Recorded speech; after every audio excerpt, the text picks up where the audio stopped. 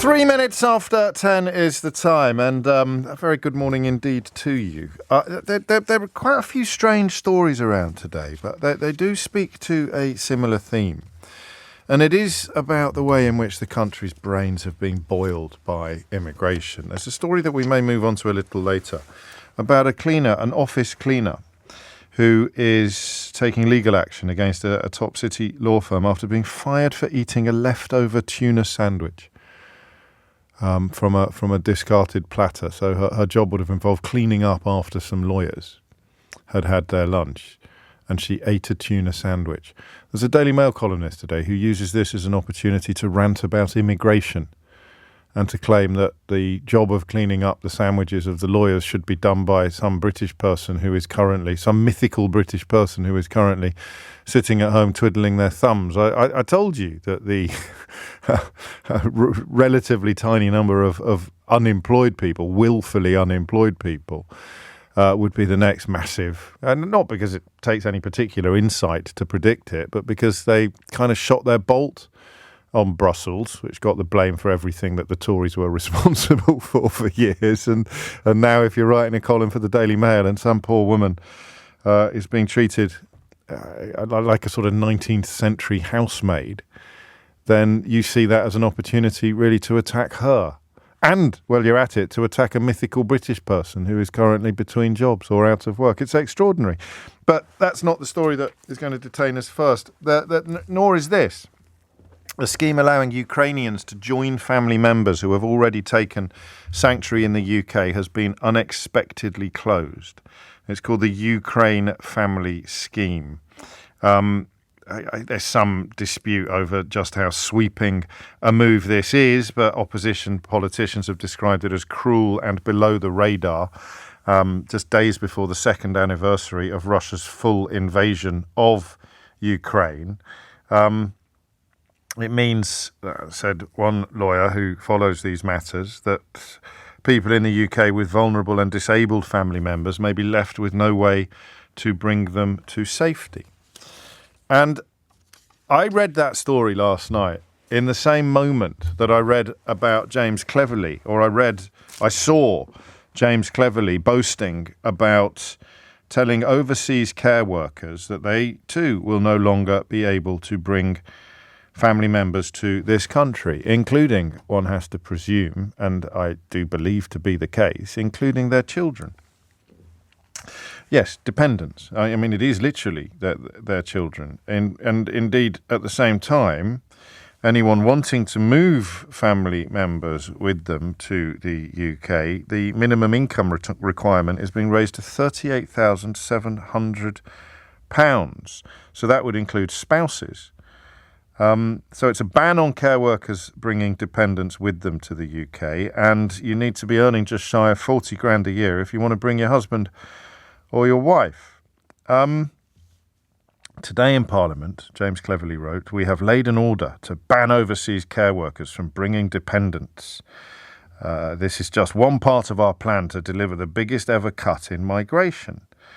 I think he also managed to spell dependent wrong, which I'm so old-fashioned that to me seems to be pretty poor, really, in the great scheme of things. A Home Secretary can't spell dependent. You presume that he has oversight of these things before they get sent out. But let's not get distracted by that. I never use this phrase. Even when I was writing How They Broke Britain, I don't really use this phrase because I think it's lazy and I think it's often used by idiots. But even a stopped clock is right twice a day. This makes me feel ashamed to be British. You are casting your net from a sector that is crying out for staff.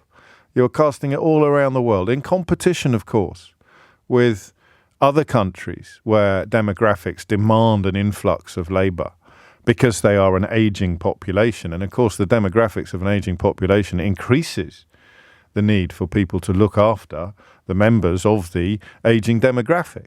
So you're casting your net around the world, trying to tempt people to come to your country to look after your elderly and your sick and your vulnerable. And you are telling them, you can come and care, just think about this, please. You can come and care for my family, but you won't be allowed to care for your own. You'll have to leave your children in India or in the Philippines is a very popular source of staff in these sectors, increasingly after they banned freedom of movement, of course, for people from the European Union. I don't know if you've ever heard me issue that phrase, except slightly in jest, you know. It makes me feel ashamed to be British. I won't do the usual mispronunciation of Rabbie Burns. I'll do my best to correctly remember. Won't some gift the gifty gears to see ourselves as others see us? I got it wrong again, didn't I? It's a real mental block for me, that, considering it's one of my favourite lines. I think you can spell dependent in either with an E or with an A, but I've got a feeling the A is the American leaning. But that Robert Burns line is about the power you would have for self-improvement, how wonderful it would be in your mission to be a better person, how wonderful it would be if you could truly see yourself as others see you. How wonderful would that be? If you could truly see, particularly if you're in a position of power or authority, because quite often the people around you are aware of the fact that status kind of creates a scenario in which they have to laugh at your jokes or they have to bend the proverbial knee. You're working in a care home. You're unlikely, in a country that's not your country of birth, you're unlikely to kick off too unduly, aren't you, about the circumstances. But goodness me, to see ourselves as others see us. And that is what we have become, apparently. And it's the boast about it that I find. I think I've understood it, by the way. I think I understand completely why these two stories have appeared at the same time. I think that what you would call the gross numbers, 672,000 more people entered the UK than left it in the 12 months to June, making a complete mockery of all the racist reasons given to you to vote for Brexit. I mean, that really was all that was left, wasn't it? After the economic impacts were measured, after the freedom of movement was abolished, after the claim that it would actually make trade easier was completely destroyed. Unbelievable, really, to reflect upon the fact that the Home Secretary is now boasting about not letting people bring their children here, Now, we're very privileged in this country. We're very blessed. It is unlikely that your economic situation would ever demand that you cross continents or leave the country to work. And if you did, you would probably be the dad. You know, the building trade in the 1980s saw an awful lot of people from this country go and work in Germany because they were enjoying a building boom and we were quite often in recession. It immortalised, of course, in the classic television comedy for people of my vintage, which you were sometimes allowed to stay up late to watch, Auf Wiedersehen Pet. So that's usually dads. Irish families of Irish extraction will be similarly familiar with the practice of dad coming over to Great Britain to work on the roads or to work on building sites and to go home, some perhaps at weekends, sometimes monthly, sometimes less. Puts enormous strain on families. But what the care sector relies upon is largely female staff. And what they are more likely to be than men is a mum. And James Cleverly is asking you to celebrate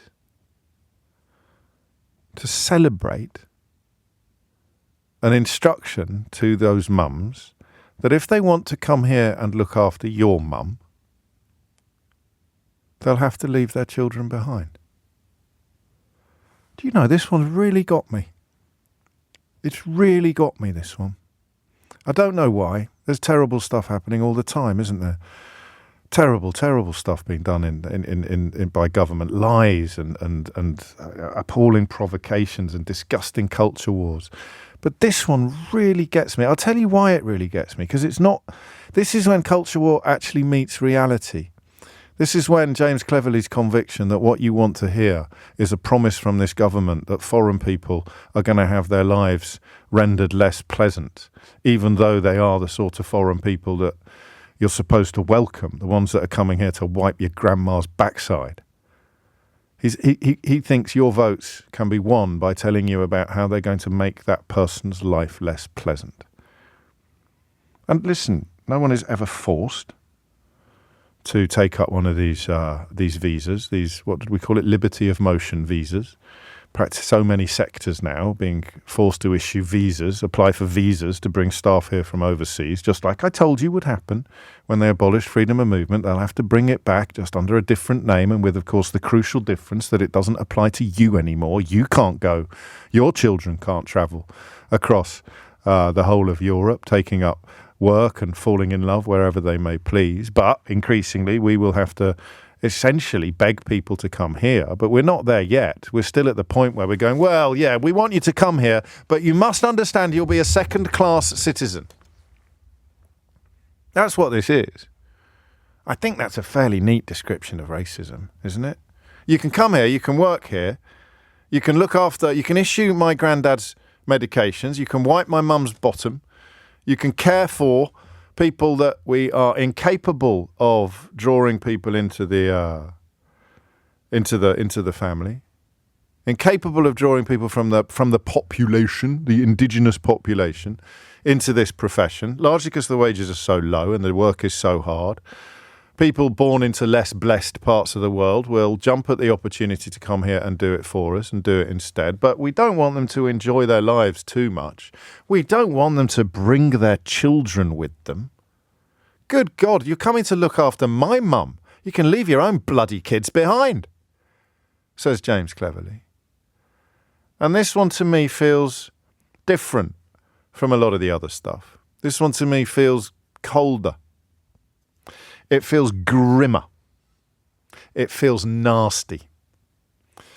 Barely worth the breath of pointing out to you that the Tories used to parade themselves as the party of family values, or indeed to wonder what this new breed of weirdos who are always talking about nuclear families and how mum should stay at home and not go to work, I bet that with their weird little conferences and their weird little titles, I presume they'll all be queuing up to condemn this because it drives a coach and horses through the importance of family life, unless, of course, they think that foreigners... Well, I didn't mean you when I talked about the importance of family life. You're a Filipina. You can leave your flipping kids behind in Manila. You're coming here to look after my family. You're coming here to look after my mum so that I don't have to. I can stick her in a home. You can look after her, and I don't care who's looking after your children back in the Philippines. It's an extraordinary policy, isn't it? Isn't it? Or am I missing something? 0345 6060 973 kicks in on March the 11th. Even if there was a rationale for it, it's not something that you'd boast about, is it? You know, when you deliver bad news to somebody, you're supposed to do it regretfully. You're supposed to do it with a sense of sorrow. I'm so grateful to you for coming here to care for our elderly when we are unable to fill these vacancies with people who were born here. Thank you so much. And because of significant strains upon our public services, you can't bring your family with you. You can't bring your little boy with you. You can't bring your baby girl with you. You can't bring your family with you. You can't bring your children with you. You're coming to look after our family on the condition that you leave your own family behind. It's extraordinary, isn't it? 0345 6060 973 is the number you need. And the point, of course, to make is that there are only two reasons to have done this. Even the numbers are high enough for it to matter. So either the numbers of people coming here to work in our care homes who want to bring dependents with them, either that number is sufficiently high for this to be meaningful policy, for this to take a proper chunk out of the overall numbers, despite the fact that even Idiot's Corner has never been populated with people complaining about care workers having children Either there is a significant enough number of people in this position to make a dent in the overall numbers, in which case it's horrible and it's cynical, but it at least has a patina of rationality to it, or it's not, or there aren't enough people. There are not a significant number of people in this category, in which case, in many ways, it is less impactful upon human beings, but even more horrible in terms of what it says about our country. Because it means that James cleverly doesn't even know how many people are going to be affected by this, but he is betting the house on you cheering it to the rafters, because that Filipino woman over there is going to have to leave, that mythical care home worker over there is going to have to leave her children behind. So there it is. If it's a meaningful number of people, it's going to deter them from coming here and create even bigger problems for the care sector. And if it's not a meaningful number of people, it's a disgusting policy designed almost exclusively to delight people who revel in the idea of foreigners having their lives rendered even more second class than they were already. Let's have a quick look in Idiot's Corner just to see what is there. It's not a lot, actually. And I think March the 11th, as a couple of you are pointing out, it's the day after Mother's Day. Good old James Cleverly, eh? What's that you're doing to mark Mother's Day? Banning mothers from bringing their children to this country. Here you go. Sarah writes, for goodness sake, only people without children will probably apply. Then why introduce the policy? Brains. Honestly, it's their choice. Nobody is being fixed in the meantime. Where are we going to house these new people coming in? So there you go. It's designed to appeal to Sarah, this, who doesn't think it will actually affect anybody, but is also very worried about all the people who won't be coming here to work, where they will live. It's designed to appeal to either the brain dead or the vicious, or both. And I've spent some time lately trying to be a little bit more... I don't know whether I'm going to carry on, actually, because I'm just preparing for the possibility of Labour government and the necessity of holding whoever is in power next to the same level of account that we've been holding the last shower. But they won't. They can't be as awful as this. So I usually now at this point say, could I be wrong? I just haven't got this wrong. This is disgusting. This is stone cold disgusting. It's designed either to fix a problem that doesn't exist and appeal to the very, very worst of us, or it's designed to tell people, come and look after my family, but leave your family hundreds and hundreds of miles away. And yes, it makes me ashamed to be British. It is 10:24. You're listening to James O'Brien on LBC. Last year, the King's Fund calculated that the care sector vacancy rate decreased from 164,000 in 2021-22 to 152,000 in 2022-23. This was as a direct result of 70,000 care workers coming to the UK. 70,000 new care workers coming to the UK, up from 20,000 the previous year, all of whom, as I understand it, will need a special visa because we've made coming into this country much, much harder than it was before Brexit. And then miraculously, 672,000 more people came in than left. But this cleverly policy is I cannot see any positive analysis of it, because if there are a lot of people who will be affected, it's disgusting, because it will affect them. And if there aren't a lot of people who will be affected, it's disgusting because he's essentially boasting about his intention to hurt them. Andrew's in Keighley. Andrew, what would you like to say? Yeah, good morning, James. A long-time listener, first-time caller, so I'm a little bit nervous. Well, it's only me. It's only me. Welcome aboard. Yeah, somebody who's worked in care now for over 16 years. Oh, yeah. This has made my blood boil this morning. Has it? I'm actually really angry. When you say, will it affect a lot of people, it will affect a hell of a lot of people. You know, I've just worked in the same job. I'm in between jobs at the moment. Okay. And on a night shift at certain times, you can literally have nearly everyone who's from another country. And they are bloody hard workers, pardon my language. That's all right. You know, and it's really made me angry this morning. Angry. I mean, I can't see the sense in it, really, apart from this, this claim that it's going to bring down the overall numbers. But it's as if they're so determined to bring down the overall numbers, they're going after foreign workers that nobody has a problem with and making life harder for them. So the bit here, just the basic maths of it, Andrew, and I sense you may not be able to help me with this because you share my sense of sort of spluttering incomprehension. There's 150,000 vacancies in your sector, right? And this is going to make it harder to tempt people to come here. He calls himself cleverly. There's nothing clever about this. To be fair, that's his given name. That's the name he was born with. It's not something that he's not appointed himself as James Cleverly. But I just cannot see anything how this is. I've worked with people who are trained doctors, anaesthetists, and they come over here and they work as healthcare assistants. They do all the jobs. They wipe the bottoms, and they are so hard working. They're so the nicest people you meet. And I've had people in the next few days who are literally in tears now saying, how can I, I'm having to go back to my own country now. I love it over here. And I just do not understand this. And it's maybe the stage where I said I had to ring this morning because... I can tell from your voice that the conversation is already being held in the areas that will be affected. Kicks in on March the 11th, the day after Mother's Day. Yeah, which again, it's just bizarre. And, with the greatest respect, and I don't want to, obviously my views on Brexit are the same as yours. Right. Where there wasn't the queues of people from around the block in this country queuing up to be fruit pickers and coming this, and there isn't, there's advertisements outside every hospital, nursing home in the country, 24 hours a day, 7 days a week.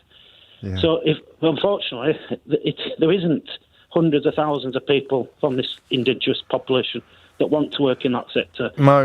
Like you said, they're more than happy for somebody from Nigeria, India, Philippines, whatever, to look after grandma, granddad, whatever, but they're not prepared to let them bring their own children over. I wonder whether we'd find anyone who has got a parent or a grandparent or a partner in a home like the ones you've worked in who is in favour of this law, because that's the mad bit about it politically, is that it's easy to imagine people who will be outraged by it, but you're either looking for people who aren't really thinking beyond the fact that here is a stick with which we're going to hit foreigners who want to work here. The idea that someone's sitting there thinking, oh, well, she's wonderful, she looks after my mum, but I don't think she'd be able to have her own family here. I just can't quite imagine that person exists. Outside, the sort of fever dreams of Nigel Farage and some of the other darker corners of our community, that there simply can't be enough people like that to win votes.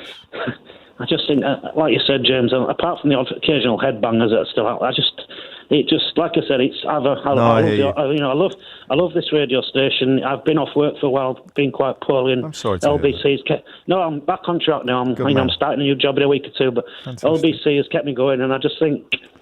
This is the one that made you pick up the phone. Well, don't remember you're among friends. Let's not either of us let our blood pressure get too high over the absolute. I just think the insensible unpleasantness of this story.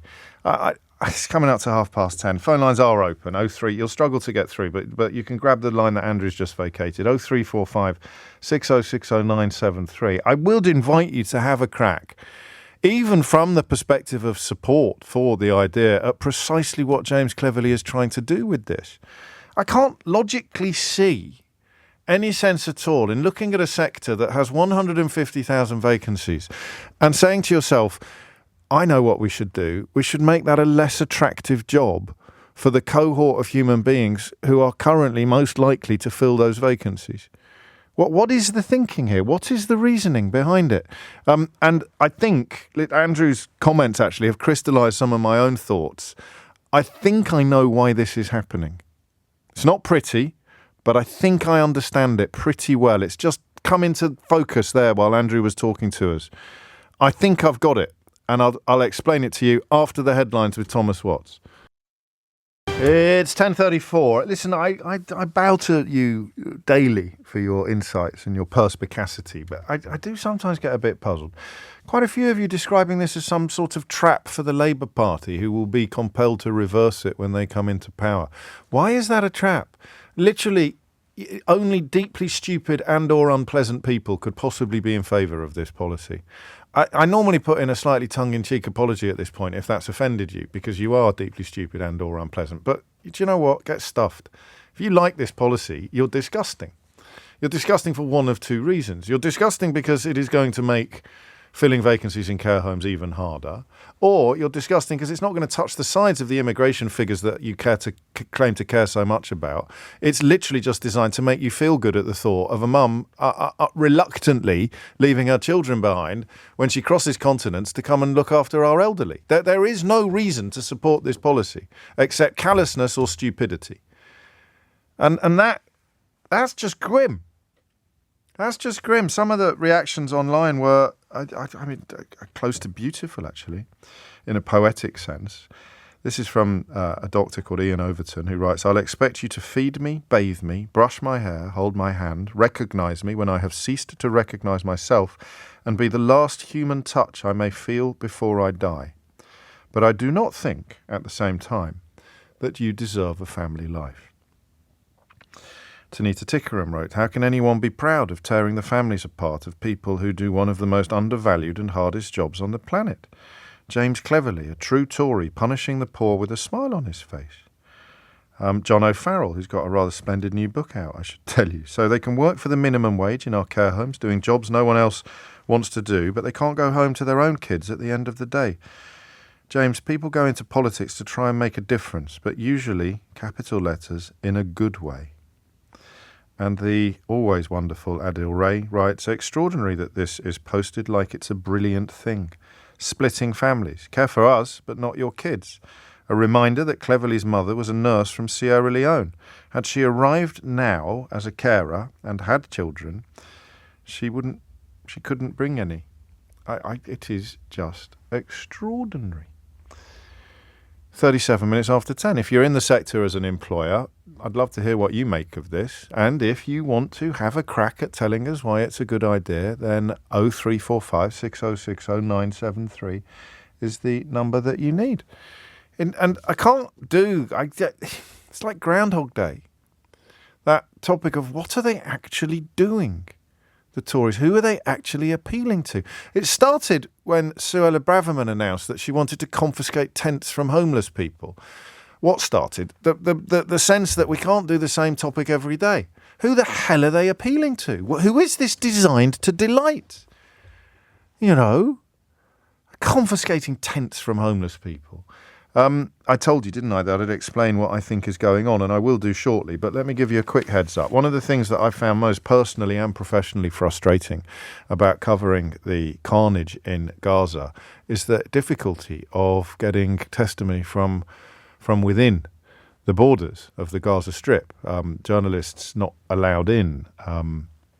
Israel, very, very strict on who can and can't get into the country from their side, and Egypt little better. So actually getting hold of people, finding people who can tell us what the reality is like, as Benjamin Netanyahu, in defiance of pretty much the entire world, seems determined to press on with the ground offensive in Rafah, knowing what it is like to know that that is coming, is something that has been very hard for me to relay to you, and I'm sorry about that. But I think, all being well and technology permitting, we will be able to speak to a 21-year-old Palestinian-Irish woman shortly after 10:45 today, who has managed to set up an internet connection in her aunt's house, having already fled other parts of Gaza, and she will hopefully be able to give us an idea of what it's like to be at the centre of the story at the moment, the centre of this unfolding tragedy, this absolute horror show.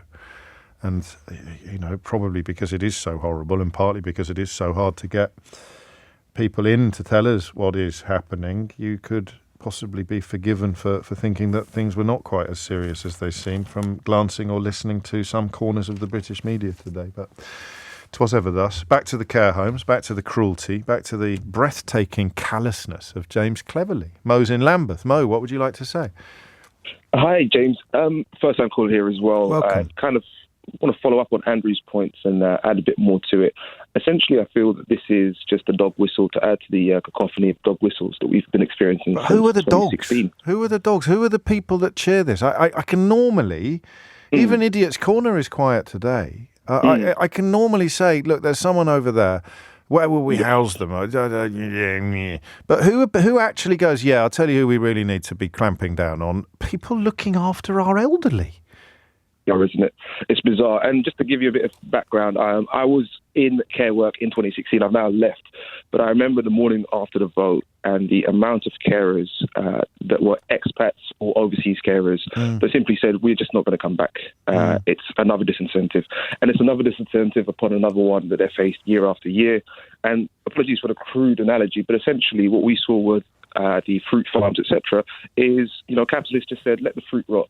Really sorry, but you can't quite do that with the elderly population of this country. Good point. These That's are a very parents, good our point. grandmothers, our grandfathers. You don't know this, I don't imagine, but there's quite an interesting little story today about the technology being used to pick fruit and about the imminent proliferation of robots who will be able to do the jobs that you describe, and actually that makes your point even more pertinent, doesn't it? Because some far off point in the future we probably will be looked after by robots, but it's very far off. and they are not fruits that will rot in the field in the meantime. Exactly. And I think also it's a massive gaffe and blunder on their own part, because if you recall Theresa May's government, one of the things she wanted to do was, ironically, the complete opposite end of this, is she recognised the struggles within the care sector, and there was that idea floated of elderly people essentially having to release equity to be able to pay for their own care. Yes. Now, with the cost of living crisis, inflation, etc., I think what we're going to see is a increasing amount of pensioners and old age people completely losing the dignity towards the end of their life. And the irony of this more so is the fact that this is the largest Tory voter base. So it really baffles me. Whichever way you approach it, makes no sense. Apart from the sort of, I suppose, the people that they think 30p Lee represents, although there aren't really any. The people who will be jumping up and down and claiming this is wonderful. And even I can't seem to find any of them today. It's for that very simple reason that even if you are a massive racist, you probably haven't got a problem with the people who are looking after your mum. Exactly. It's that refrain from the morning after the Brexit vote. Oh, I didn't mean you. Oh, I didn't mean you. Someone should have sat James Cleverly down and said, no. When I rail against foreigners, and you're trying to appeal to me as someone who constantly rails against foreigners, I didn't mean care home workers. Why are you clamping down on them? You should be clamping down on all the dodgy ones. To which an honest Home Secretary would have to reply, well, that's not going to make the blindest bit of difference to the overall numbers. So what they've done, I said I'd explain it, because they've conflated all immigration under one umbrella as a net negative. All immigration is bad. They've conflated refugees and asylum seekers with illegal immigrants. Not just conflated. They've turned that Venn diagram into a circle, which is disgusting, objectively disgusting. But what has happened is that they have created enormous vacancies through their own policies. And the only people still supporting them are the people who think that foreigners are the root of all problems in this country.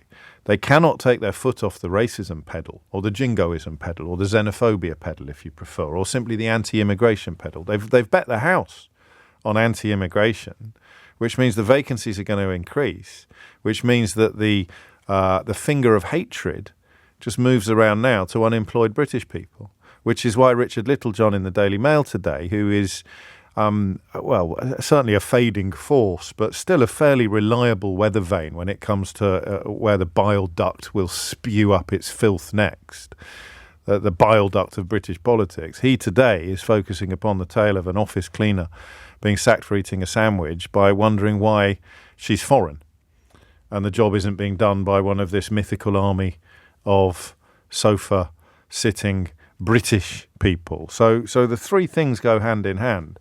You create enormous vacancies by abolishing freedom of movement and the idiocy of Brexit. But you still have to cling on to the carcass of the idea that immigration is the reason why things in this country are bad, as opposed to one of the reasons why things in this country were much better when freedom of movement was in place. And then the third thing is, well, who the hell are we going to blame for our problems? Whether it's vacancies in care homes, which we have created by making it less attractive to come here, or whether it is a collapse in public services, because largely of staff shortages and, of course, underinvestment undertaken by the same people who are trying to get you to blame foreigners for everything that has gone wrong in your world. So that's the sort of trident, the three-pronged attack of unpleasantness and idiocy. And it means that people like James Cleverly, if they want to be the next leader of the Conservative Party, they have to announce policies that are bad for the country, but good for him. And what is good for him but bad for the country? Clinging to the notion that we need to clamp down on care home workers. But I think he's too stupid to get even that right. I just can't see, and I'll have a little look at Idiot's Corner in a minute. I'll have a look in my inbox. What really beggars belief, this is not Idiot's Corner, this is Abbot summing up what I've just taken far too many words to say. What really beggars belief, James, is your naivety in seeking any rationality from James Cleverly. Albert, I'm going to pick you up on that, if I may, because I've been thinking about it quite a lot lately. And the way I would explain it is this.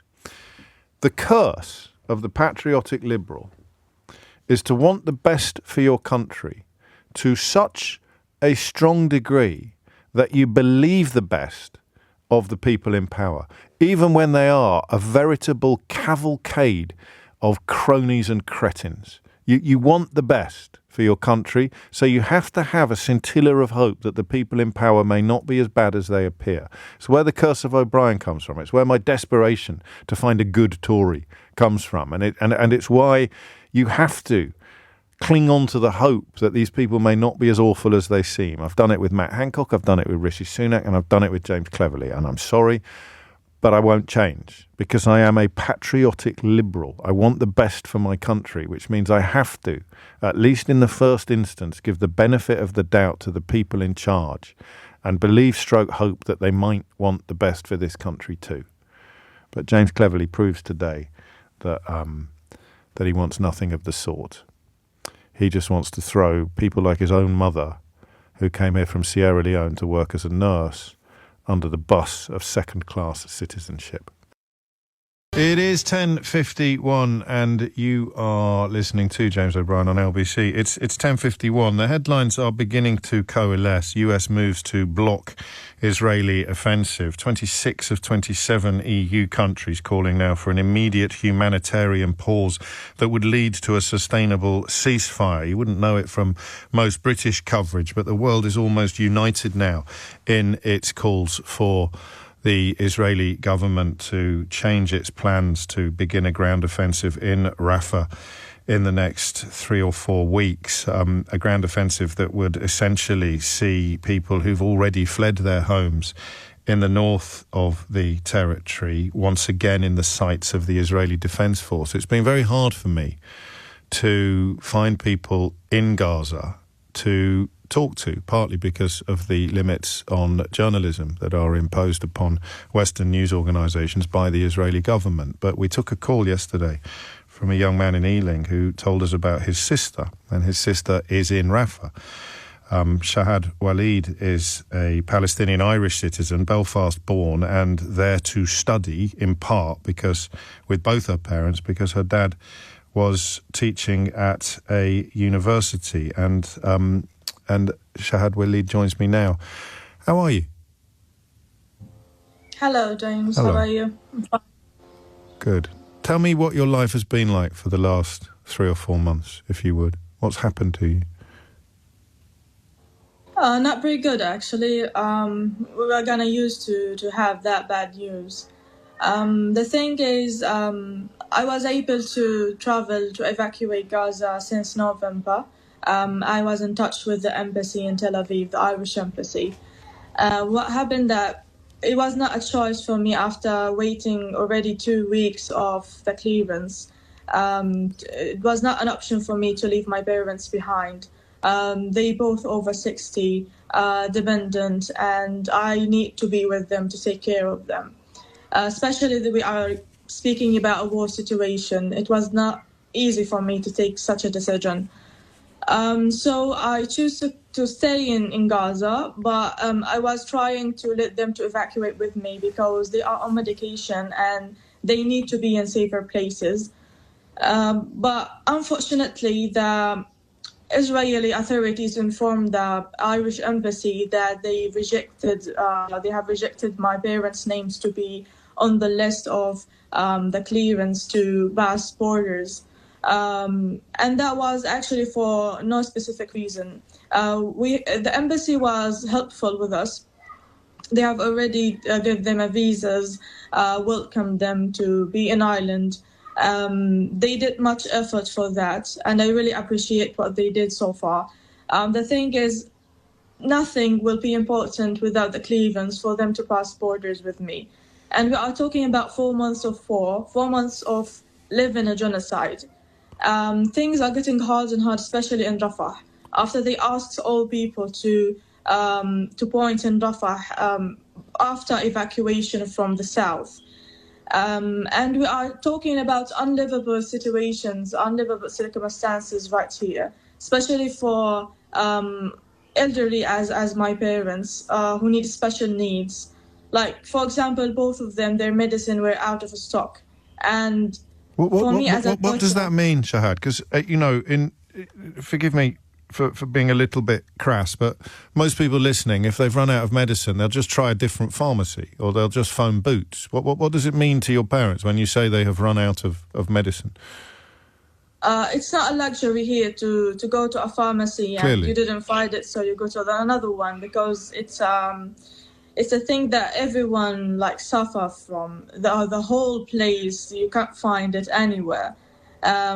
Israel already rejected any aid to enter Gaza for the past 4 months. And for them, the medicine was in stock. Now it's out of stock. And we are talking just a tiny example as my parents, but this is a situation for all Palestinians, especially for those who are in need for medicine. What about other essentials? What about your day-to-day life with regard to food or heating or energy or cooking? What is the day-to-day existence like for you and your parents at the moment? That's actually not available. It's a luxury that you can't find. If you want a shower, you have to go through a journey to find water and to heat it. Most of the food you can hardly can find it. So day to day, the news did not actually deliver the message as it is. People are really suffering here. And that was actually clear. Israel, from the first day of war, they are telling people no food, no electricity, no water. And what happened? People are still trying to find the tiny needs for them. For us, it's a journey every day to survive and to find a way to survive another day in this genocide. What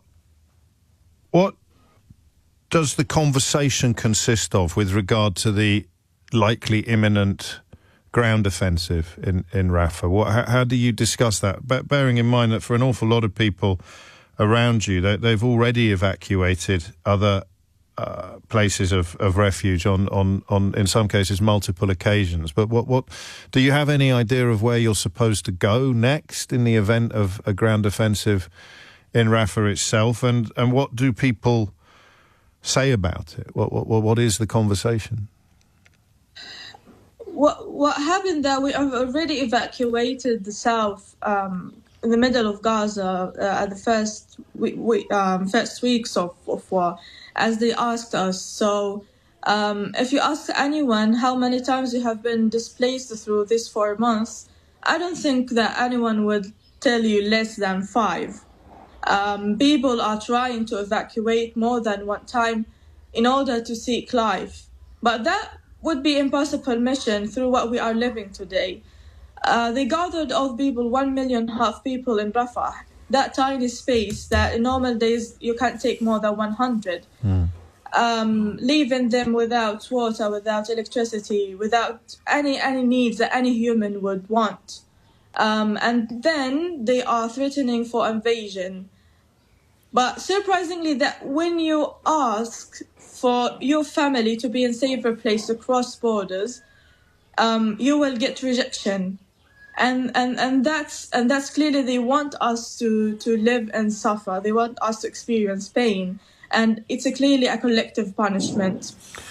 Because your understanding, it's not an option for you. The Irish government has, as you've stressed. I mean, you're Belfast born, but the visas are in place for your parents, and your understanding is that any onwards travel to Ireland, any departure from Rafah is being blocked by Israel and to an extent Egypt, or not? Sorry, again? So what was the last thing you said? Your understanding is that despite your family members, all three of you have leave to travel onwards to Ireland, it's been blocked by Israel and by Egypt. As the embassy told us, it's a matter of the two countries. As they claimed, it's a local authorities. They believe it's Israel and Egypt, but the rejection came from Israeli authorities. They rejected both, my parents, my mom and dad. But what did after a massive night at Rafah, they targeted houses, people everywhere. I couldn't take it until the morning to take them to the borders. The first place came to my mind was the borders, to be in a safe place. Yes. So I knew that their names are not on the list, it's just me, my name. But unconsciously, I did it, and we made our way to the borders. The Palestinians were really helpful with us, so to the extent that I've already reached the Egyptian hall. There, they were helpful with my mother, so they accepted her to evacuate with me. But then they rejected my father. And we are talking about a time at 10 p.m. when the most dangerous time to go around in Rafah. But then they asked us, if you wanna to pass, you can pass with your mother right now, but your father are not allowed to. And we have asked why was the reason, but clearly there are no reasons for them. So we have made our way to go back to the house. Our house that are completely, like we say, damaged. My neighborhood was targeted 3 times. We have already made it out alive 3 times during this war. So it was not an option for me to leave my dad leaving behind that night, and I would not think any daughter would let herself to leave her dad, who is on medication and needs her. So just to be clear, Shahad, your dad couldn't look after himself at the moment. He wouldn't be able to look after himself. No, it is impossible to do that. What? So the thing that when we came back, we didn't even find a car to deliver us to the house. So after we found one, you can imagine the scene of targeting everywhere, bombs everywhere, explosions everywhere. And we didn't even know if we were made it alive. I understand. I hesitate to ask you this final question, but I think I should. What happens next? What do you think is going to happen next? Next, we have informed the embassy of what happened with us at the borders, because they knew all the details about it. And they even sent us a letter that they are responsible of the 3 of us to travel to Ireland, and all of that didn't work.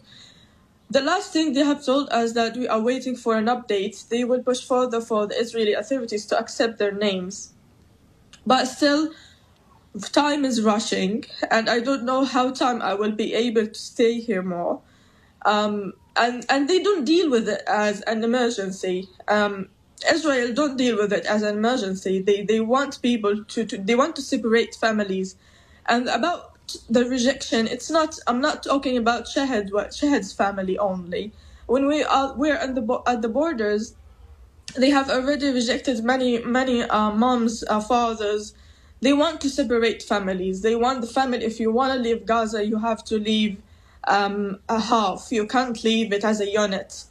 And that's what I reject. I want to live as a unit with my parents. Is there a moment, do you think, when you might leave alone? I don't think so. I have waited 4 months, but I don't know if because my mother's health after what happened, physically she can't stay here. So if we have a chance to leave, I believe I am forced to. Okay. I'm forced to do that. Yeah. And no explanation forthcoming as to why that leave to travel onwards to Ireland has not been respected. We've contacted the Department of Foreign Affairs, the Irish Department of Foreign Affairs, who say they are aware of the case and are providing consular assistance, but they cannot comment on the details of individual cases. Thank you, Shahad. And take care. If you can and you want to, do talk to us again. But obviously you've got bigger priorities than that at the moment. And I wish you all the very, very best, and your parents. Thank you so much. Take care. Shahad Waleed there speaking to us from Rafah, where she is currently trapped with her two parents, a Palestinian-Irish Belfast-born 21-year-old woman who... I don't know if it's appropriate for me to reflect upon that notion of family separation, given the conversation we've been having all morning about James cleverly making it government policy here for care home workers to be separated from their families if they want to take up a job in this country. But I think my mind was already there, the thought of having to leave your loved one behind, especially if they couldn't look after themselves. Brutal. It's 11:05. 8 minutes after 11 is the time. Apologies for being so late to the news then, but I'm sure you understand. Striking up a connection with somebody currently sheltering in Rafah is well, it should be a little bit more commonplace across the British media, shouldn't it, really? But there are reasons why it is not. I have some breaking news for you. Or we should have a little thing to press, shouldn't we? Another blimmin' by-election. I'm with Brenda. Do you remember Brenda from Bristol? They told her there was going to be a general election, and she went, "Oh no, not another one." Like, that's kind of how I feel now about Tories having to leave Parliament in various shades of disgrace and prompting by-elections as a consequence. The latest is Scott Benton, who you will remember was kind of caught by undercover reporters from the Times offering to sort of help people pretending to be business people in ways that were in contravention of the rules. It was a 35-day suspension that he was issued with for breaching the code of conduct, the parliamentary code of conduct. I think that's the one that Jacob Rees-Mogg and Boris Johnson wanted to get rid of after Owen Paterson was found to have breached it also. Do you know, I touched yesterday on Johnson's friendship with former KGB spy, whose son he put in the House of Lords and who he partied with in Italy for 2 days on his way back from a NATO summit where Vladimir Putin's attempted murder of Sergei and Yulia Skripal was under discussion. And you sort of hear me say those things, or I hear myself say those things, and you sort of go, what? How can that? But there's so much of it. Look back now, here is a Conservative MP facing, probably facing a recall, and therefore the people of Blackpool North having to have another by-election because he broke the parliamentary code of conduct. And it is only a couple of years ago that Boris Johnson and Jacob Rees-Mogg and various other members of the Daily Telegraph Conservative Party network met at the Garrick Club to launch something called the Save Owen Paterson Society, or words to that effect. And they were determined to get Paterson off the hook for his breach of the parliamentary code with regard to accepting money from companies on whose behalf he subsequently lobbied. And rather than tell him to take his medicine, they tried to actually get the whole rule book ripped up. That was Jacob Rees-Mogg, that model of integrity and self-styled saint of our times, Jacob Rees-Mogg. So this is what should happen. You can appeal, which is what Scott Benton has done, and he has failed. So you're probably looking at another by-election up there. I'm not quite sure on what the timings will be, but I think there are days when it feels like we are all Brenda from Bristol. Just call a flipping general election, would you, man? Honestly, what are you expecting to happen? More policies announcing how you're going to be horrible to foreign workers and render them second-class citizens? There's a second element of this, right? And this is quite important. I told you that there was one Daily Mail columnist using the case of an office cleaner being fired for eating a sandwich to rail against the fact that she's foreign and to ask why aren't British unemployed people stealing sandwiches or cleaning offices or whatever it may be. And leaving aside the obvious idiocy and the very deliberate, cynical provocation of that, I have been waiting now for some time to see the attacks upon unemployed people ramp up. Night follows day in this kind of thing. And you are simultaneously dealing with huge vacancies and clamping down ostensibly on foreign workers. So what the hell is going to happen? You're going to have to find someone to blame the vacancies on.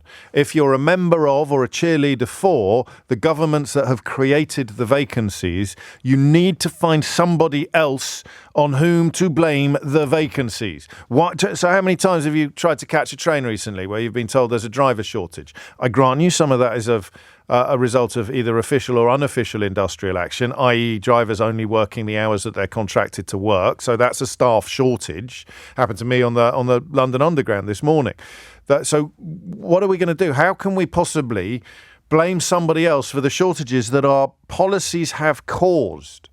This is the most extraordinary moment, you know, and there's no pleasure whatsoever in having predicted it to the final syllable. Of course it has to happen. Who else can you possibly blame for the fact that the hospitality sector is screaming for staff, the fact that the care sector is screaming for staff, the fact that the health service is screaming for staff, the fact that agriculture is screaming for staff, the entire service sector is screaming for staff. There's a shortage of doctors, a shortage of nurses, a shortage of vets. Everywhere you look, people are screaming for staff. And some of the vacancies, some of the shortages are a direct consequence of government policies. Never mind Brexit, which is obviously a huge part of the problem. Actual government policies designed, as we've seen in the first hour of the programme today, to make it less attractive to come here to do jobs in sectors that are currently screaming out for staff. I'll say that again because even I can't believe it. Government policies designed to make it less likely that people will come here to do jobs in sectors that are currently screaming out for staff.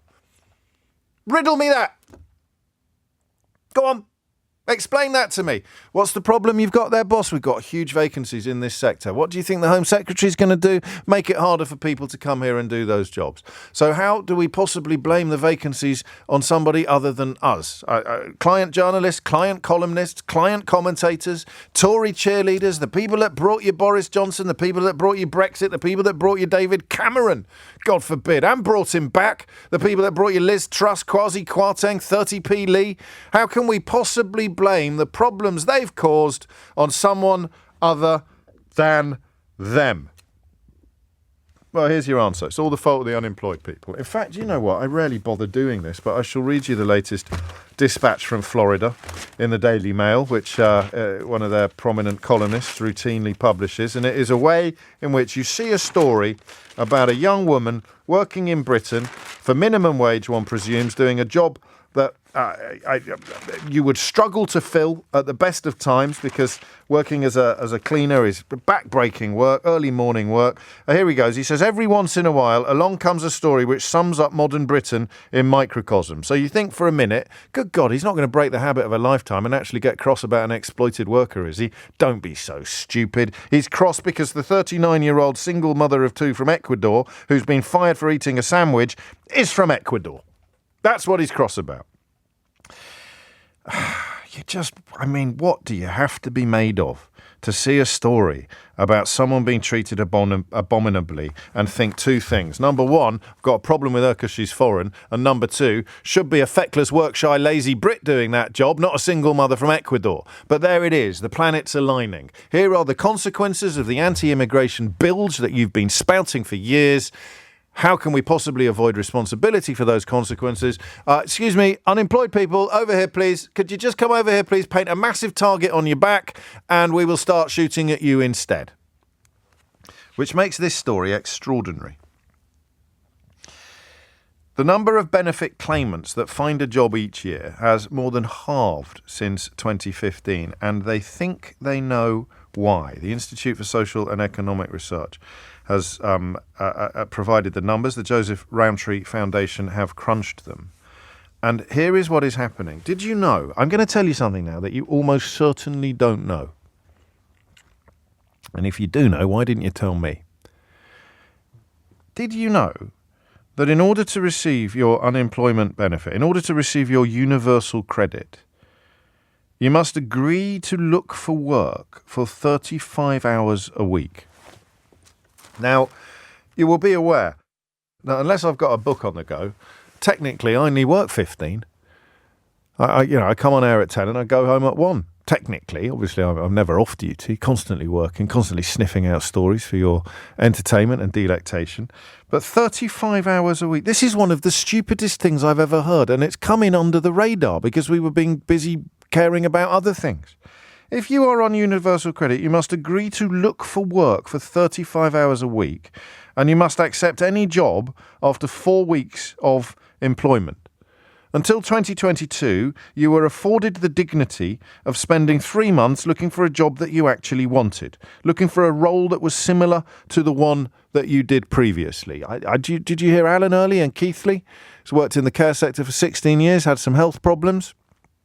Going back to work in the care sector in a couple of weeks. He's one of the lucky ones, because under the requirements of universal credit, he would have to take a job flipping burgers or doing anything that they decided he should be doing, regardless of what he was good at, what he had experience of, and what he wanted to do. Under the current regime, those on universal credit must agree to look for work for 35 hours a week and accept any job after 4 weeks of unemployment. Now, it seems to me, and indeed to the Joseph Rowntree Foundation, that what happens now, if you go to what we used to call a job centre, is that the people working there are dedicated so completely to ticking the boxes designed by politicians who don't really care about anything except, quotes, looking tough, end quotes, that they can't actually help people find work. You get sanctions if you don't secure a job fast enough. That was introduced in the autumn statement last November. But as one member of the Joseph Rowntree Foundation puts it, job centres have become factories for large volumes of job applications of varying qualities, which employers are reluctant to wade through. So you turn up at a job centre, and because the person who works there is going to get into bother if you can't prove that you've spent 35 hours looking for work, you just send off 1 million job applications, which the employer is unlikely even to open, because they're arriving in bloody great sacks. This is the worst imaginable example of policy making designed to let politicians say things instead of policy making designed to help politicians fix things. So here is a question for you. What is it like to be unemployed? Okay? To be fully capable of work, but currently not doing any, because it's a question that is a little bit confusing given the state of vacancies in so many sectors. I appreciate geography. Do you know, someone somewhere played the ghost of Norman Tebbit yesterday, talking about his dad in the 20s or the 30s getting on his bike and finding work. As if the failure of a society to create enough jobs for enough people to do is somehow the fault of the individuals left jobless. It's quite extraordinary. I won't even mention distribution of wealth. But here's what I want. 2 questions. What's it like to be unemployed? What actually happens? How can this be that the number of... it's only about 1 in 5 employers even bother with job centres anymore. So I've got 3 questions for you. What's it like to be unemployed? What good is the job centre to you? That's 2 questions. So what is it like? Talk us through it, because most people don't know. And what I really want is someone honest enough to say, James, do you know what? I used to think that it was all true. I used to read people like Richard Littlejohn in the Daily Mail, and I used to think, yeah, why aren't British unemployed people doing all those jobs? And then I became one of them. And now I'm here to tell you what the truth is, what the reality is. 0345 6060 973. Number 2. What's it like to work in a job centre? You don't have to use your real name. You're probably not allowed to. But this idea that you're too busy implementing the ludicrous, crowd-pleasing policies of daft politicians to actually find people work seems to me to fit almost perfectly with the current iteration of the Tory party. What's your job? Well, on paper, my job is to help people find work. In reality, my job is to make sure that people are abiding by the government's instructions that they spend 35 hours a week looking for work. So question number 1, what's it actually like to be between jobs, to be out of work? Question number 2, what's it like to work in a job centre? 0345 6060 973. And question number 3, you're an employer looking for staff, right? What are you doing? Where do you go? What do you do? I want to get all 3 angles of this. The job seeker, the employer, the job centre. Just knit those together for me. Together we'll do it. I mean, no one's going to be able to answer all three questions. What's it like to be unemployed? What's it like to work in a job centre? And what's it like to need staff? Because I'll tell you something for nothing. The reality you experience will bear no resemblance whatsoever to the one described in the pages of the Daily Mail. It is 11:25. The breaking political news is that Scott Benton MP has lost his appeal against a 35-day suspension after being filmed in a Times investigation offering to lobby ministers and leak confidential information for money. And you'd think to yourself, why on earth would he appeal that? And the answer is Owen Paterson. Owen Paterson had Boris Johnson and Jacob Rees-Mogg trying to rip up the rule book when he was found to have broken it. But hey-ho. It's all in the book. Let's crack on with today's news, which involves the suggestion that the job centres are not actually helping job seekers. They're simply helping people who want to find work tick all the boxes that need to be ticked to keep people like James Cleverly happy. Lucy's in Cambridge. Lucy, what would you like to say? Oh, hi, James. Hello. I was working up until mid-November. I worked as an executive search consultant for more than 20 years. So I was headhunted into my last role, right? For which I was being paid £65,000 a year. I had that job for 2.5 months, and then they let me go. Oh. So in mid-January, I decided I'd literally run out of money, and I decided, well, I'm going to have to sign on to Universal Credit. Yes. I think I'm nearly 58 years old. The last time I signed on was in my 20s. And I signed on in January, and I was told that it takes 5 weeks to find out how much you're going to get paid. Yes. I was offered an initial payment to tide me over, which was £300 and something, which I took. Of course. And then 5 weeks later, I discovered I had the information through that I was entitled as a single adult with no dependent, children living with me, that I was entitled to the princely sum of £368 a month to live on. But because I'd taken that initial payment of £300 and something, yes, it was now actually going to be £338 a month. Until you paid back the initial payment? Yes. Was it not backdated for the 5 weeks where you got nothing? No. I don't understand, and I'm sure you don't either. No. And I have to say, I went in, so I am required to go in every week to see my job coach at the job centre. Yes. And the first thing I have to say is, well, the first time I went in to see her, I said, you're not going to try and, just make me go and work in the chicken factory, are you? Because, yes. That's not what I do. And she said, no, we're here to try and help you get back into work. And, obviously we'll try and get you into something that you're used to doing. She said to me, the second time I saw her, I saw a job on the civil service job site for recruitment.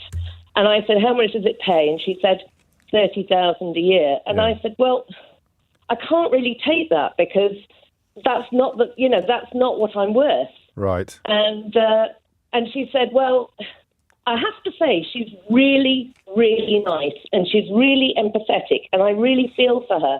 The last time I went in was just after I discovered I was, going to get £338 a month. And I did start to cry in front of her because I was so frustrated. And she looked very uncomfortable, very sympathetic. And she said, I have clients coming in here all the time and I know they're homeless. Good Lord. And there's nothing I can do for them. She said, if I could give you money, I would do that. But obviously her hands are tied. And I understand it's not her fault. I understand she's just doing her job.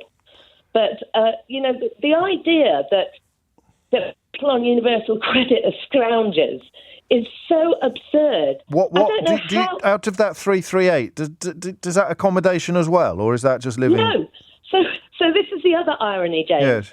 is that if I was renting, then the benefit system would help me by paying my rent, yes. which obviously goes to the landlords, yes. many of whom are MPs, I imagine. Well, so the landlords, the MPs do very well after the benefit system. Yeah, I mean, if you're on a mortgage, then there's no help at all other than you can take out a loan from the benefit system, but that is just added onto the debt on your mortgage.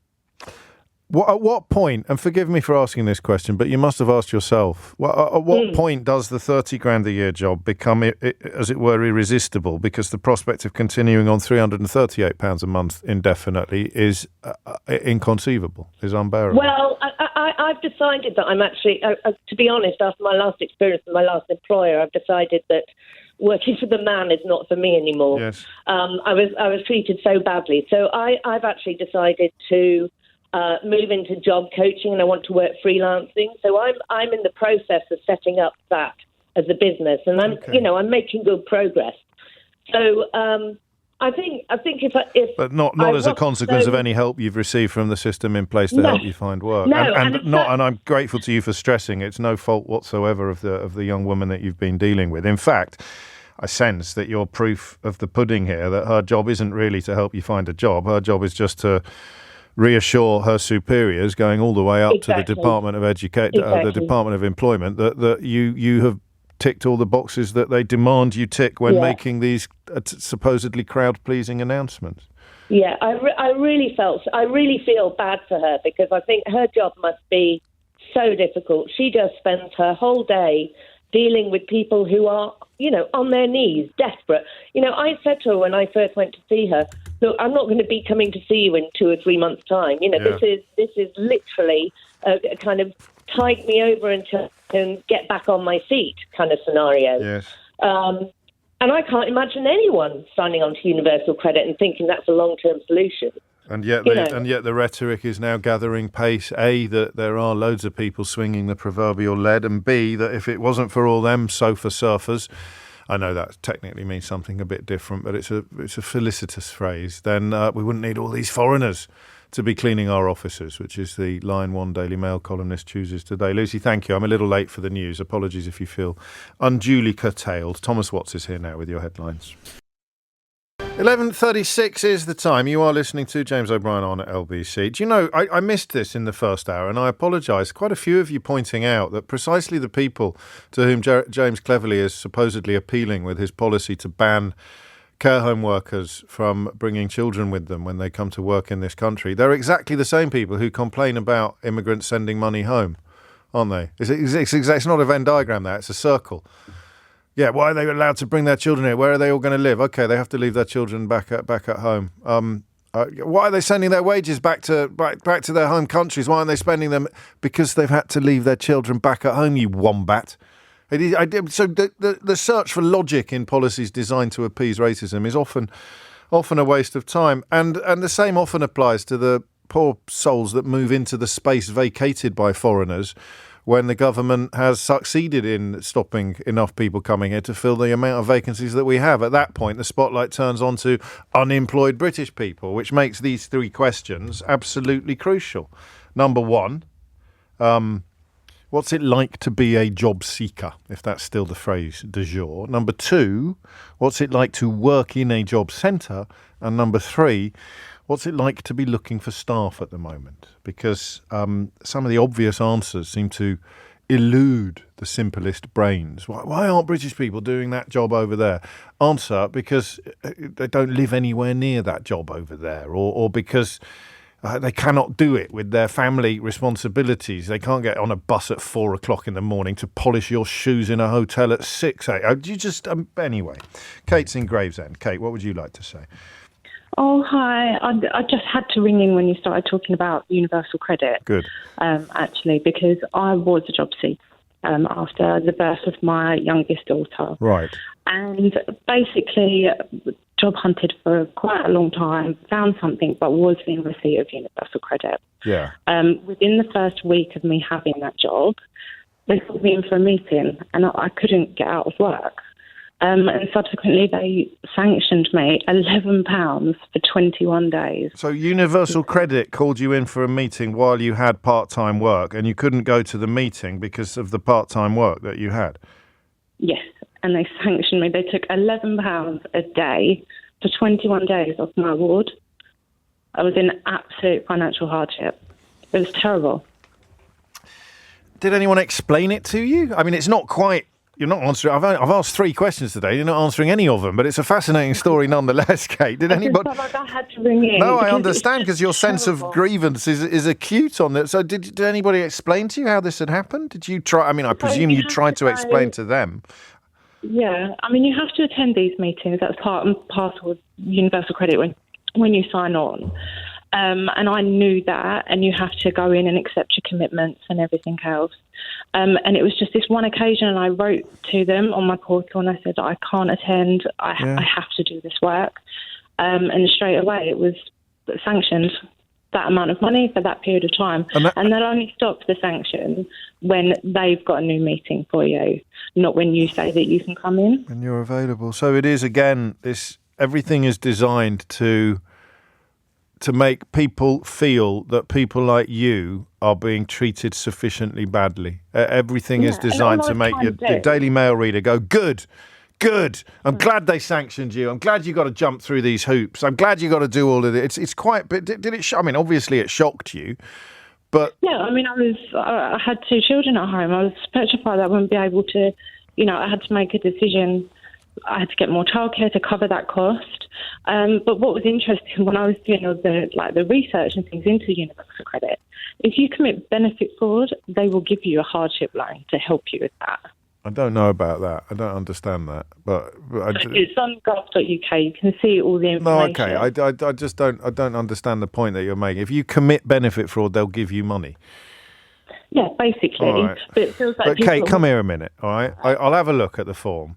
But here's the thing, right? The policy is designed to kick people like you. And other people over there are supposed to be going, yeah, they deserve it. I can't believe she's getting something that I'm not getting. And you're on the radio now saying, no, look over there. There's some benefit frauds getting money. I'm sure, and I will coat myself in sackcloth and ashes and eat 7 slices of humble pie if I've got this wrong. But I'm sure it's more complicated than you allow. If you commit benefit fraud, you do not automatically qualify for a payout from the DWP. Okay. Well, would you trust me on that?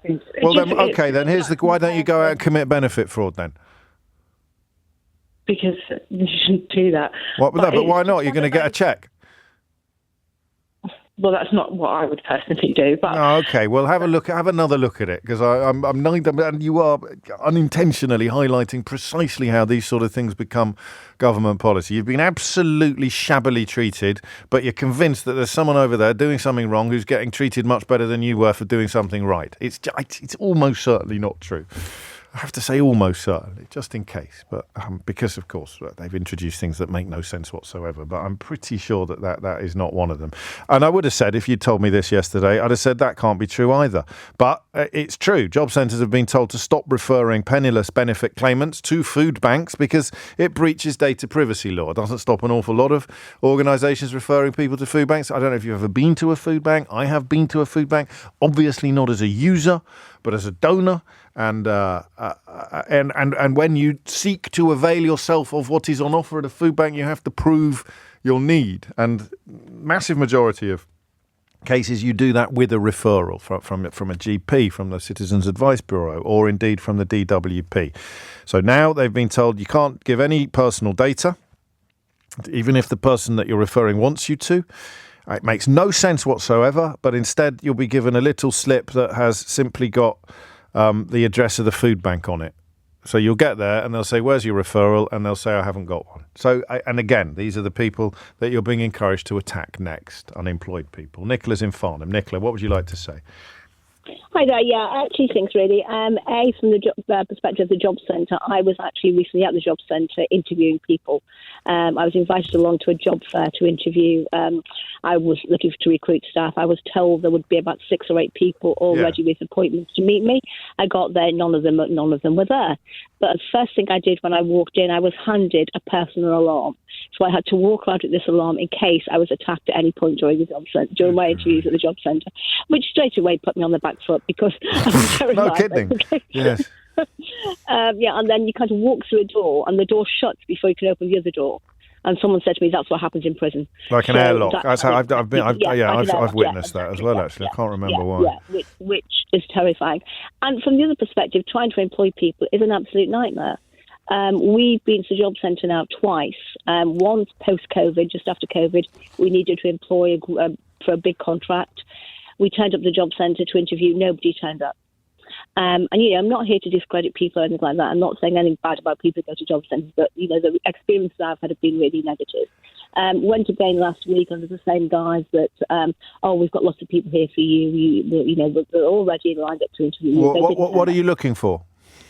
We employ housekeepers, we employ chefs, we employ gardeners, we employ odd job people. We look after a lot of high-end properties, and we're always looking for good staff. And how acute are the vacancies now compared to in previous years? Well, we're just crazy busy. I mean, we could employ more and more people every day. We're very, very busy. We've actually found now another route to employment, and it's using one of the well-known, sort of websites really for recruitment. And we've had a recruitment drive on the last 2 weeks, and already we've employed 12 people and interviewed 12 people. See, there's going to be a million different things going on here, but the job centre is not. I mean, what the Joseph Rowntree Foundation have said is that the job centre has been, as a consequence of political interference, it's been turned into a place not where they help people find jobs, but where they help politicians say publicly that we're really clamping down on unemployed people. And it helps precisely nobody. It must be a nightmare to work there. And you only popped in for a day and you were traumatised by it. Imagine if that was your daily experience. I'll never go back, ever. Yeah, no. It was awful, really. Again, and I'm not being just unkind to people, but the calibre of people that came for the interview was just ridiculous. Well, this is. I don't think it's an elephant in the room, but you're right to be uncomfortable saying it. You are describing people that employers would not particularly want to employ, and that is for a whole variety of reasons. But that's the human condition. There are people who. Particularly in public-facing jobs, who are simply not cut out for it. And, of course, the columnist's refrain is, why isn't that person over there doing that job over there? To which you, as an employer, respond by saying, because they can't. Yeah. It's ridiculous to say. I can't send them to somebody. It's all about appearances. And, we do say, when we, even on our ads, we say, you must present properly, you must have a keen eye for detail. We describe exactly what we want because we don't want to waste our time. We're too busy. No, but that's the point. You see, you're recognising the reality as opposed to the simple numbers. So here are 4 job vacancies and here are 4 unemployed people. I don't know how willfully stupid you have to be to think that that's the problem solved. Oh, look, I found 4 unemployed people. What if you're trying to hire rocket scientists? If this is too difficult for people to understand, Nicola needs people who are possessed of a certain set of skills. And if those 4 unemployed people over there haven't got that particular set of skills, you are not helping her by showing her these 4 unemployed people. Don't send them. And also, what happens then is you kind of get cross with the people who are at the job centre, because I was told that they have a matching team, the team called a matching team. So they literally look at what I want and they personally look at and I thought, that's even worse. I said, because none of these people match what I want. No, but they've got to put someone on the list, otherwise they get accused of not having done their job. So it's all about where it starts, where the policy starts. The policy starts with the depiction of unemployed people as being feckless, undeserving and work shy. Therefore, you bring in policies designed to address fecklessness, laziness and work shyness. That does not help employers find staff, and it does not help unemployed people find work. It just helps people like Grant Shapps stand up and claim that they are somehow clamping down on unemployed people compelled to get by on £338 a month. It's just absurd. What they have to do is they have to, even on Indeed, we've noticed they have to apply for these jobs, so they have to tick a box. Yes, exactly that. Sorry, I'm late for the break. I should have bid you farewell a moment ago. My bad, actually. I'm glad you came back. It just took me by surprise slightly.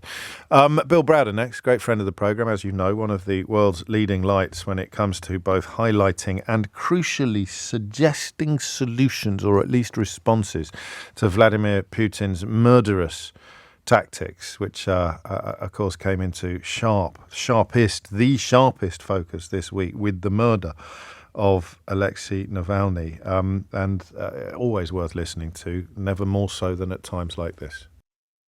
11:52 is the time. Some breaking news for you. Detectives leading the hunt for Abdul Azadi, who was of course wanted over that chemical attack on a mother and her children in Clapham, believe that they have recovered his body from the River Thames. More on that in the next hour. But the breaking news from the Metropolitan Police is that they believe that they have found the body of the fugitive Abdullah Zaidi, wanted for the chemical attack on a mother and her children in Clapham.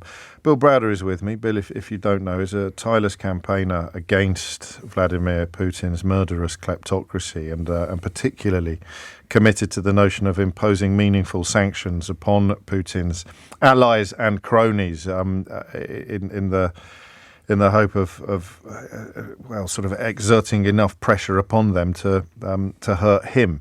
But I want to begin, if I may, with a man who we spoke of late last week when the news of Alexei Navalny's murder first broke, Bill, because I think we both fear that it could be the name of Vladimir Kara-Murza that next appears in this sort of context. And I know you've just been at the security conference in Munich and you've enjoyed some success in signing up foreign ministers to your campaign to help him to get Vladimir freed. But it's the foreign minister who hasn't really joined up that you're most concerned about. So Vladimir Kara-Murza is the second most important political prisoner in Russia after Alexei Navalny. Vladimir is a dual Russian-British national. He's worked with me over more than a decade to get the Magnitsky Act passed and to get the Russians' assets frozen around the world who have been committing human rights abuses. And the Russians tried to kill him with poison in 2015 and 2017. He went back to Russia in 2022 to protest the war.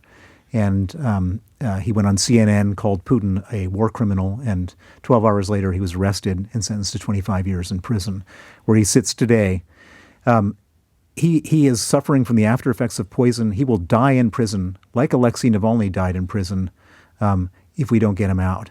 And he's a British citizen. And so it's a matter of huge urgency and high priority for me to get out my friend, my colleague, and my ally, Vladimir Kara-Murza. And so I went to the Munich Security Conference, and I signed up for meetings, and I had meetings one-on-ones with a dozen foreign ministers from the EU and other places. And my proposal was very straightforward, which is that this is now the most important political prisoner because Alexei Navalny is dead. He's British. We need to get him out, and he's the guy who could potentially lead Russia if Putin regime falls. And what we need to do is we need to organize one of these what I call bridge of spy swaps, like in that movie where we identify some Russian spies that are held in prison in the West, and we swap them for Vladimir and a few other Russian political prisoners in Russia. And I proposed this idea to foreign ministers from a number of different countries. And one by one, everyone said, I think that's a good idea. We support you. I didn't get anybody who said there was no support for that. The only country that doesn't support it is the United Kingdom, is Britain. And Britain has been very, very stubborn on this issue, saying we don't negotiate on hostages. And which is not true because, of course, it required Richard Ratcliffe, Nazanin's husband, to do a hunger strike for a month in front of the Foreign Office before the British negotiated to free Nazanin. But this is something that's not even a British situation. It's an international situation. In Britain, so here I am basically having to go around and freelance this whole thing with a bunch of other countries who will help. And Britain is going to sit this one out. And I find that just completely unacceptable. But because these are countries where he is not a citizen. He's not a citizen of Lithuania. So they're all going further than his right, country. And he is a citizen here. Yes. But these guys are going to sit it out. And you know what?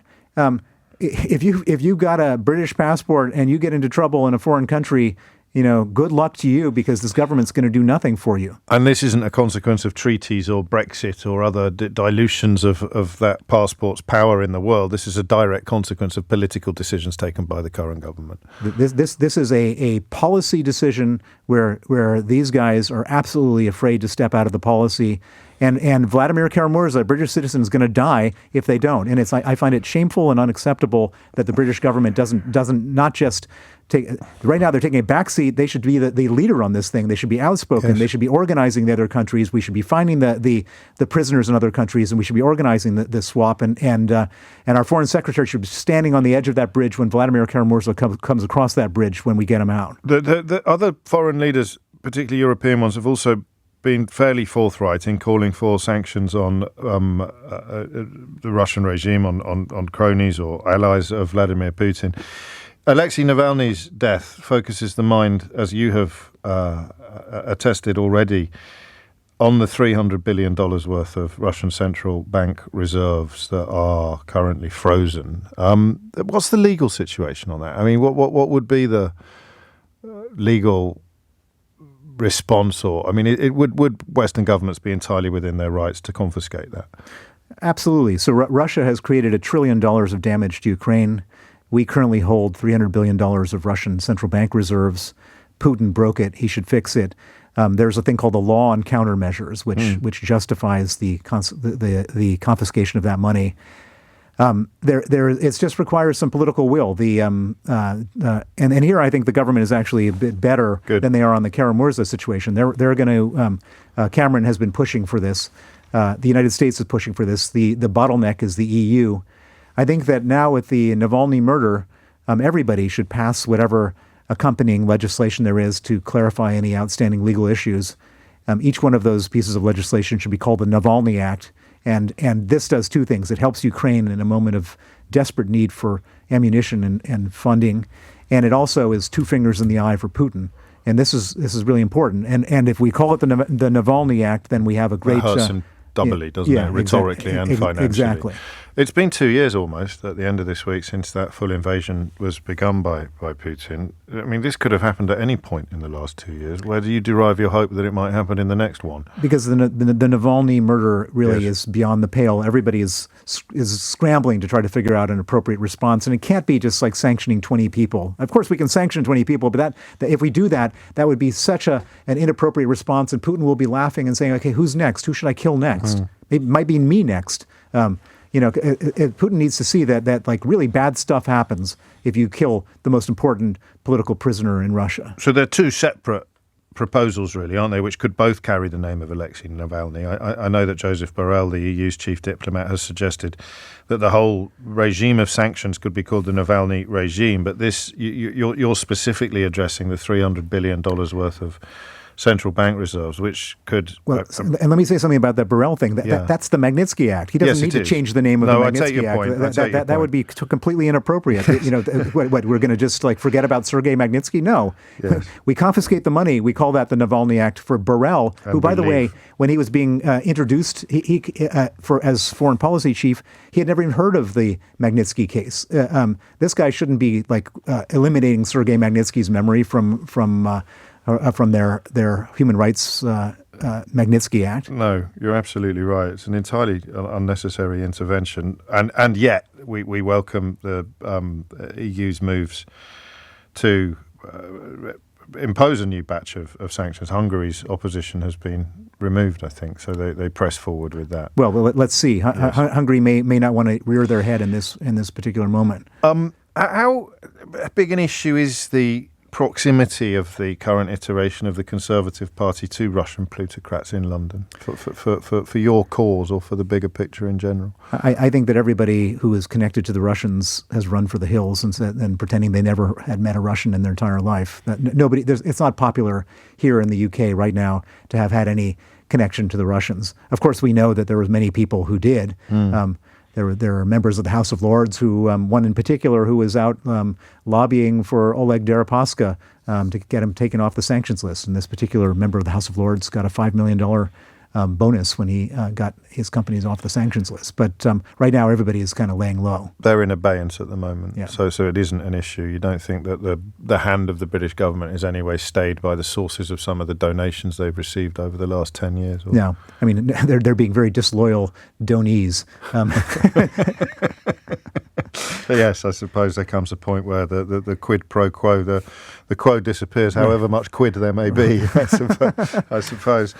Bill, good luck. It's always interesting to talk to you. I won't say a pleasure, because I wish that your mission was over and the call for these things. There must be a little bit of you that feels, I mean, you keep warning about what is likely to happen next, and then it happens. There must be a little bit of you that is downcast by days like of last. Course, I'm totally demoralized by the murder of Alexei Navalny. It's just the most horrible thing he was a friend, he was a colleague, he was an ally, and he was somebody that I really liked and respected and admired. And for him to be no longer with us, I'm still having a hard time processing the fact that he was killed. Mm.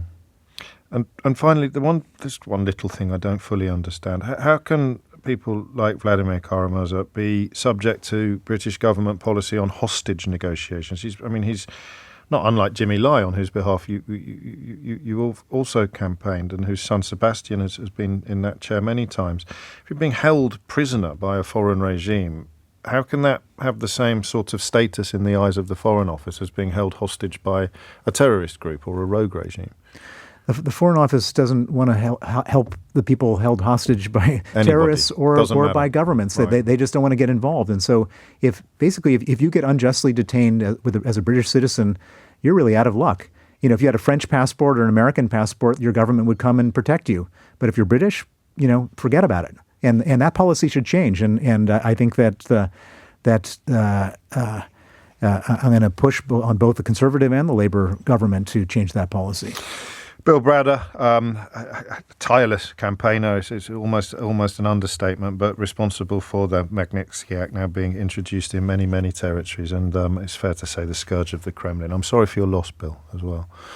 Thank you. It's 4 minutes after 12. I've been riding roughshod, even by my standards, over the junctions and the times today. I promise I shall do better in the final hour of the programme. It is 8 minutes after 12. You're listening to James O'Brien on LBC.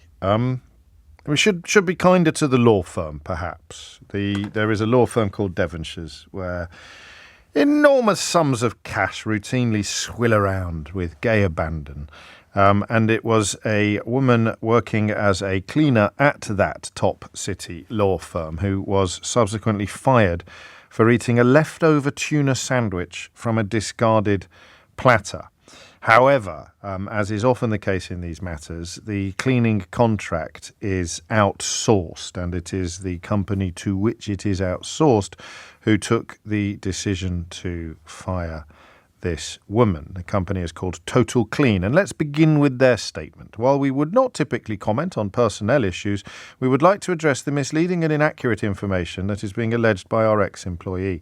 It is important to us to maintain the integrity of our workforce and service by ensuring we deal appropriately with any actions that undermine the hard work and reputation of our incredible team who conduct themselves impeccably. A spokesman for the solicitors has said Devonshire's did not make a formal complaint against Gabriella and expressly told Total Clean not to take any action against her. Total Clean carried out their own investigation, and the decision to dismiss Gabriella was taken without any input or influence from Devonshire's whatsoever. So somewhere between those two positions, no doubt, lies the truth. And Gabriella, that Gabriella referred to there is Gabriella Rodriguez, who hails from Ecuador and had been working as a cleaner at the offices of Devonshire's solicitors for 2 years. She was sacked for taking, quote, client property without authority or reasonable excuse. The case has been taken up by the United Voices of the World Union, which exists exclusively to protect foreign workers from workplace exploitation. And I have just realised that contrary to my best efforts to make every day on this programme sound like a complete chaos, you could make a case for arguing that all three of our main topics this morning are in some way linked. You can see a pattern here if you look hard enough, because James Cleverly's decision to ban foreign care workers from bringing dependents to this country, telling them in other words, you can come and care for our family, but you must stop caring for your own in order to do so. That could be filed under exploitation of foreign workers. The second conversation about unemployment and the unfitness for purpose of an entire system designed essentially to feed red meat to idiots. It kind of sums up Britain at the moment, doesn't it? A system designed to feed red meat to idiots who lack the ability even to digest red meat. But that in some ways was about the exploitation of the workforce, albeit with particular pertinence to the unemployed. And then this one very specifically looks at the question of workplace treatment. I don't know if you've been watching any of the miners' strike documentary on BBC Two. There's a whole series running. It's extraordinary. It is extraordinary. There are so many instances in British history that if they were taught properly in British schools would probably bring about some fairly serious social change. The miners' strike is not a black and white issue, although Margaret Thatcher behaved at times inhumanly. Arthur Scargill's narcissism was also a huge contributor to the plight of the miners, but the way they turned brother against brother has rarely been told quite as powerfully as it is in that documentary. And it reminded me of a bygone era, an era I barely lived in, when you could rely upon a trade union to protect you from the worst excesses of an exploitative employer. And it normally kicks in if you find yourself being fired. There are still a few. Unions are, Mick Lynch, look at the effort, look at the shift he puts in on behalf of his members, despite, of course, the deliberate demonisation and even denigration that's inflicted upon him by right-wing media. Right-wing media in this country, incidentally, led the charge against stripping workers of union protection in many cases. So the search for patterns is irresistible sometimes, but I don't really want to get into the politics of this today. I remember the first time you told me that when you worked in a call centre, you had to put your hand up to ask permission to go to the lavatory. You couldn't just leave your station and go for a wee. And being fired for eating a sandwich, I think maybe a couple of years ago, when I was trying too hard to be balanced, I might have had a conversation about whether this was justified or not. Well, I mean, technically it's theft, but forget about it. Honestly, it's just stupid and disgusting to fire someone for eating a sandwich. The sandwiches are often sandwiches lying around here. I get a little bit cross about it, frankly, because I think it might tempt vermin. But there's often platters of sandwiches lying around here. I get sent quite a lot of stuff, as you can probably imagine. Most recently, I got sent some sprouts, which oddly, none of my colleagues wanted to share with me. I offered a full stick of sprouts all around the office. But I've also been sent cakes. I get sent quite a lot of cakes. I get sent biscuits. What did I get sent recently? I got sent some chocolate bars. I get sent all sorts of delicious snacks. I got some lovely stuff off that baker's. What's that Scandinavian-sounding baker's called? They sent us some strudels. What's it called? Anyway, I hope I said thank you at the time. I get sent quite a lot of free stuff. Not as much as I used to, frankly, which I hope anybody listening in that sort of sector will take as a challenge. I got sent some delicious Santagur blue cheese the other day. In fact, they were the same people that sent me the sprouts, because if you get Ole and Steen, thank you, Ole and Steen, they sent us some lovely strudels, and I just leave them in a public space in the office, and I say, help yourselves to this, because that's how I roll. That's the kind of guy I am. It does depend slightly on if it's super desirable. It may just slide into my rucksack unmolested. But generally speaking, if someone sends me 2 cakes, I'm going to leave at least one of them out for the troops to devour. Now, what this story made me think was, very simply, what would happen if one of the cleaning staff here at Global Towers help themselves to a cake? Listen, I'm not asking for a flipping biscuit or anything like this, but I have on occasion said to whoever was on shift that day, do you fancy a slice of cake? I've been sent this for free. It wouldn't cross my mind to distinguish between different levels of staff when saying you can have a slice of cake or you can have a sandwich. Now, there's a slight difference here, because the idiot's corner, Russell. Straight. So now you justify theft. Well done, Russell. Seriously, stay away from scissors. So there's a slight difference here, given that the sandwiches have been laid out for a meeting and the meeting is over, to which my response would be, well, if you want to keep the sandwiches, what do you do? How do you clean a sandwich, Russell? How do you clean a sandwich? What do you do? Give it a little dust? Can you use furniture polish on a sandwich? Just give it a spray and then give it a little polish? Or do you leave them uncleaned? Do you leave a big pile of sandwiches on the middle of the table in the room? Or do you go and put them somewhere else, like in a kitchenette or on a table somewhere? The idea that you could be punished for eating a sandwich in a room that has been left full of uneaten sandwiches and you are paid to clean is clearly, unless you're Russell, clearly absolutely laughable. Absolutely laughable. But that's not what I really want to talk about today, because because frankly, you end up bumping into people like Russell, and nobody wants to bump into anybody like Russell. What I want to talk about today is the thing that happened to you at work, and I'm going to break the habit of a lifetime. I'm going to let you go back I don't really want you to go back too far. The more recent it is, the better. I'm not breaking the habit of a lifetime. The more recent it is, the better. But 0345 6060 973 is the number you need to tell me the story about what, because of the balance of power in the workplace, in the post-unionised era for most workers, the thing that happened to you at work that was so wrong and so exploitative. I don't want to move into the realms of sexual abuse or criminality. I just want to look at something that would fit on the same page as being sacked for eating a sandwich or being told that you had to put your hand up to go to the toilet. In a moment, I will tell you about the time I was accused of stealing from my employer because he had spied on my underpants. Have I ever told you that story? A special prize for anyone who can, if you already know the story of how I was once accused of stealing from my employer because the manager had spied on my underpants. I mean, that was an extraordinary experience. And I think if I'd been a bit older and I'd had trade union protection, I probably would have raised a grievance. But what I want from you is the story that proves how easy it is to treat workers. In fact, you know what I'm going to do? I am going to quote the company, or rather the trade union concern. I'm going to quote United Voices of the World, which has described the incident as proof that many employers treat their cleaners like the dirt they clean. So that's what we want.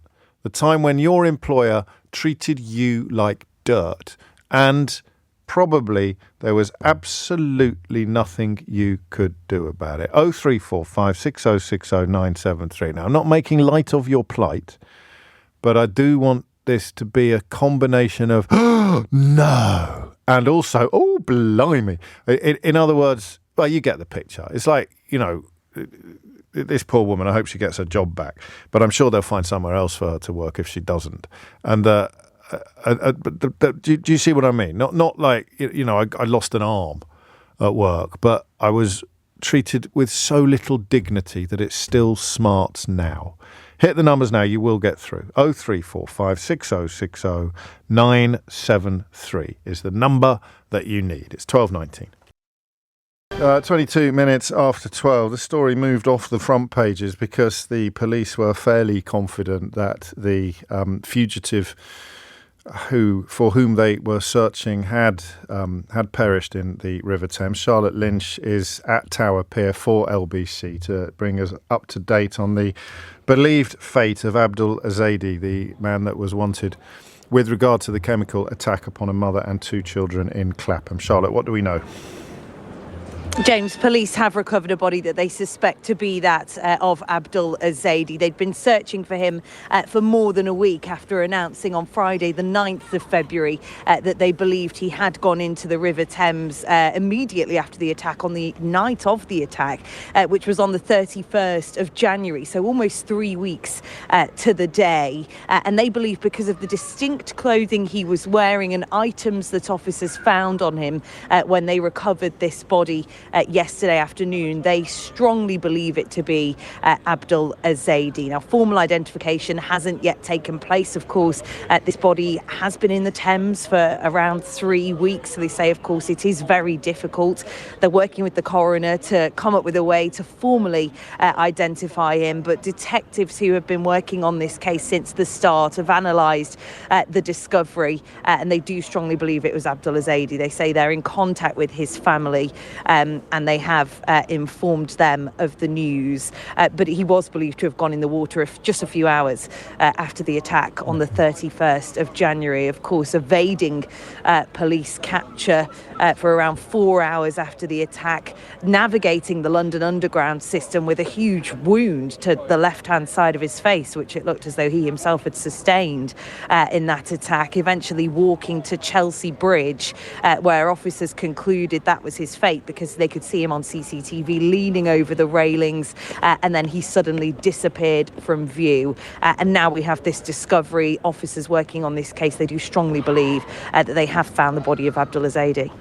Charlotte Lynch, many thanks indeed. Live, as I said, from Tower Pier in southwest London. It is 24 minutes in South London, 24 minutes after 12.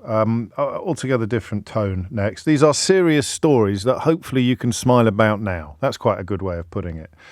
Of course, you may not be able to. You may still be livid. James writes, Paul, I was doing shift work on a 24/7 system. The boss came in at night and said there were too many of us, so he put me on mornings. I went home and came in the following day, not the following morning. He fired me because he expected me to come back the same day.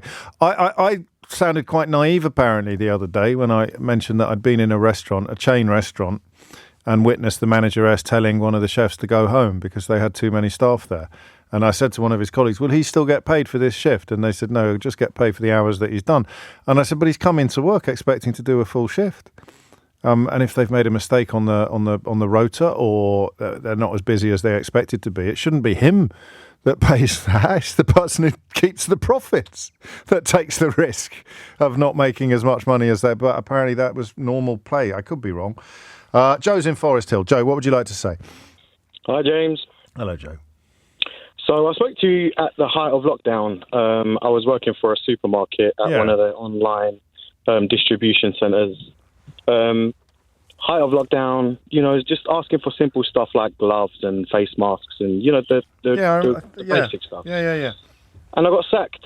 On the spot? Yeah. You must have kicked off a bit. I mean, no, just basically asking for my own personal, health and safety PPE. items, basically. But it was funny because that day you was having a discussion about this kind of people's rights, and especially during lockdown, you know how companies are taking advantage of people, kind of desperate to get out of the house or just do anything other than being locked in, basically. And a lot of us, I was self-employed at that time as an Uber driver.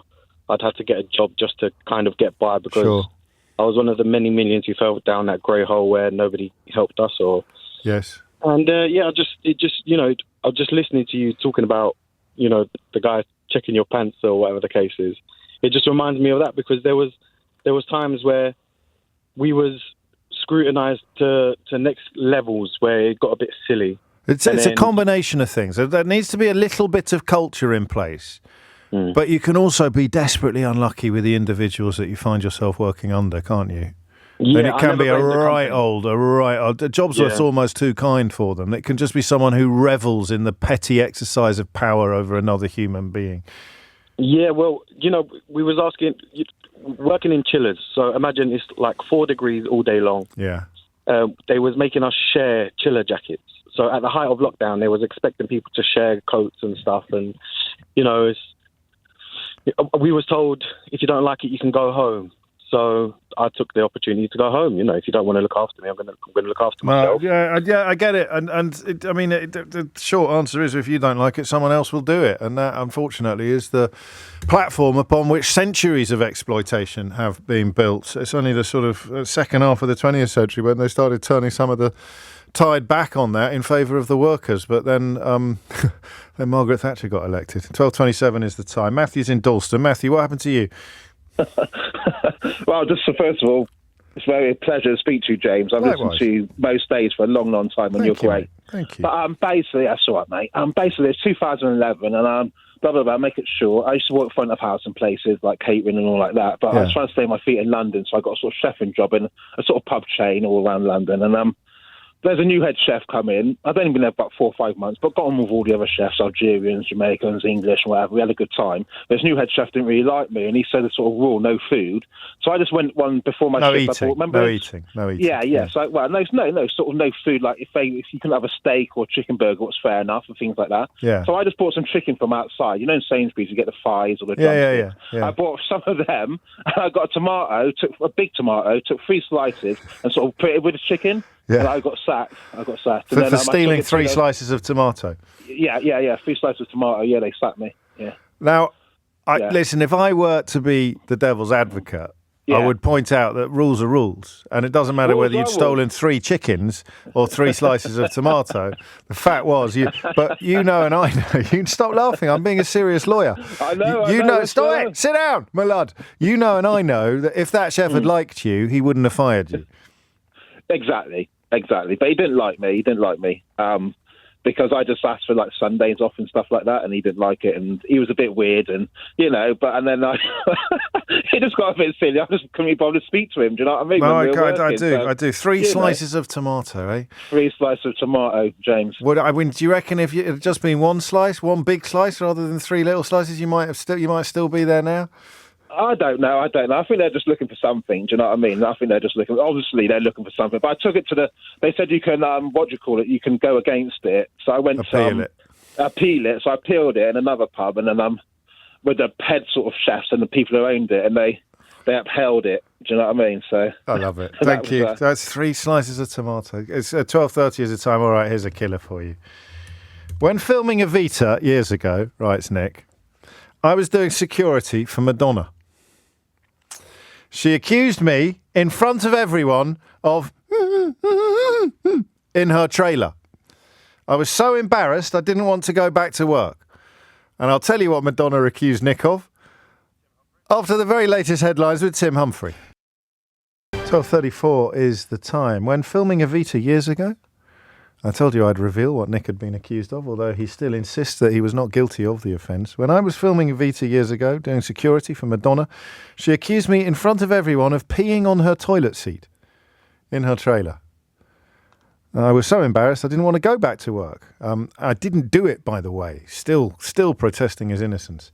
From the, shall we say, rather silly to the deadly serious now, because as you have heard in our news bulletins, the former editor-in-chief of WikiLeaks, Julian Assange, is facing a last-ditch legal bid against extradition to the United States of America. Alan Rusbridger, of course, was editor-in-chief of The Guardian newspaper when they began collaborating with Julian Assange, and he's been following proceedings in court this morning. 2 questions really for you, Alan. The first, quite obviously, is what is happening in court at the moment. And the second is this story. I mean, for people like you, it has a huge significance, but it hasn't captured the imagination of the British media in the way that perhaps one might expect it to, given what it says about freedom of expression and even up to and including protection of sources. Yes, well, so what's been happening in court, his QC has been making out the case for why he shouldn't be extradited. He's saying he's being prosecuted under the Espionage Act, and he's saying espionage is a politically motivated act, and that's excluded from any extradition treaty. And he's also saying, of course, that what he did wasn't espionage. It was more journalistic than espionage. So that's the beginning of a 2-day hearing. Why should people care, or why has there been muted support? I think partly Assange is his own worst enemy and has made a lot of journalists don't consider him a bona fide journalist. I think it's also because of the fact that if he is extradited, he will serve time in America, and Brits don't really see the relevance of that. I think they're wrong. I think the moment you start carting people off to jail for espionage who clearly aren't involved in espionage, that's a very dangerous thing. But that probably explains why people have been a bit muted. Well, precedent as well, I suppose, should be weighed against the muting of the story, because if they can do it to him, then they can do it to others in cases that perhaps won't be as nuanced or as complex. Well, I like to think of it the other way around. Suppose you had an American journalist based in London who was looking at, I don't know, India's secret nuclear program. Imagine the Indian government trying to extradite an American journalist to serve time in an Indian prison because they broke the Indian official secrets law. Yeah. It would never happen. I mean, the Americans would never allow it to happen. And the Australian government is now pretty much united in saying just send him back to Australia. So this is clearly a political trial, a political act, and I very much hope the court rejects it. Do you think they will, if that's not a silly question? I have no idea. No. It's been through 2 courts so far, and it's gone one way each time. And it could go to Strasbourg after this. That could halt his review. I think it's almost bound to. Right. I think this creeping use of whether it's the Espionage Act or our own Official Secrets Act against revealing bits of the state that the state would rather wasn't out in the open is a very dangerous precedent. You've been pretty clear about your personal feelings regarding Julian Assange as a consequence of your dealings with him. I suppose the key issue here and the point that you're making is that the case should transcend all of that. But just a quick word, if you would, on why your own feelings towards him have moved around a bit. Well, he's a prickly character. Yeah. He has a way of falling out even with his the people who most want to support him. And it's no secret that we fell out in our handling of the material that we published. I've always said we'll stand behind that material. So he is his own worst enemy, but I think you have to put all that aside and look at the principle. And care less about his character, more about the importance of what's actually happening. What sort of shape is he in court, Alan? Well, he was given permission to attend court today. Remember, he's been in Belmarsh high security prison for the last 5 years. But the judge began by saying that he was not feeling well today, and so he didn't actually turn up in court today. And concluding tomorrow, Alan Rusbridger, former editor-in-chief of the Guardian newspaper, who was, of course, in the chair for that collaboration, that famous collaboration with Julian Assange, who is appealing against his last-ditch or penultimate-ditch legal bid against extradition to the United States. Thank you, Alan.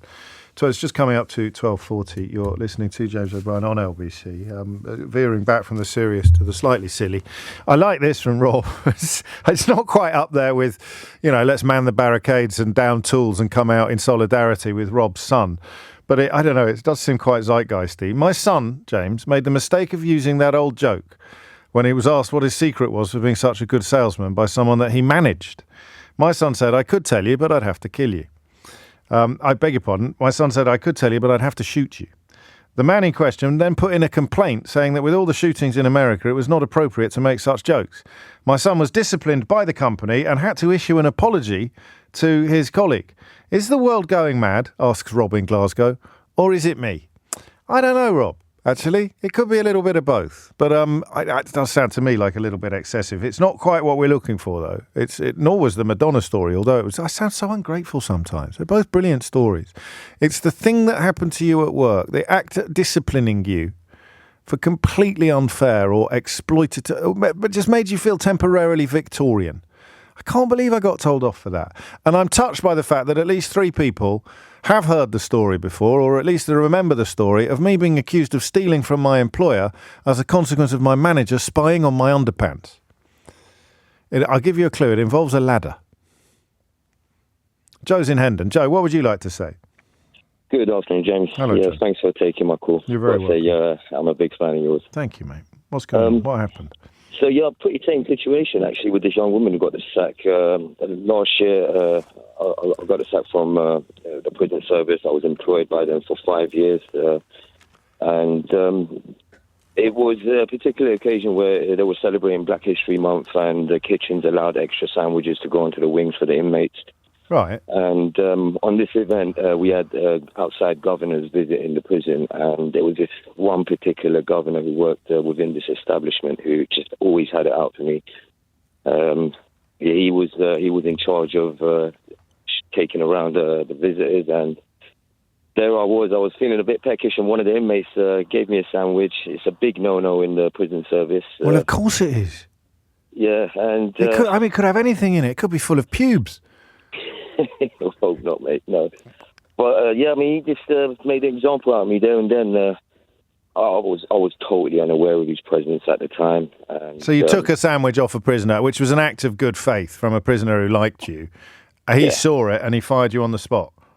Well, pretty much it led to investigation, and by that point, I was so demoralised. I know you were, but I mean, don't make me side with the guy. You shouldn't eat sandwiches made by prisoners. They could be poison in it or anything. It was just a cheese sandwich. We barely had any cheese in it. You didn't know that, did you, when you ate it? But 5 years service counts for nothing in the face of one relatively minor misdemeanour like that. It's not fair at all, is it, really, is the point that you're making.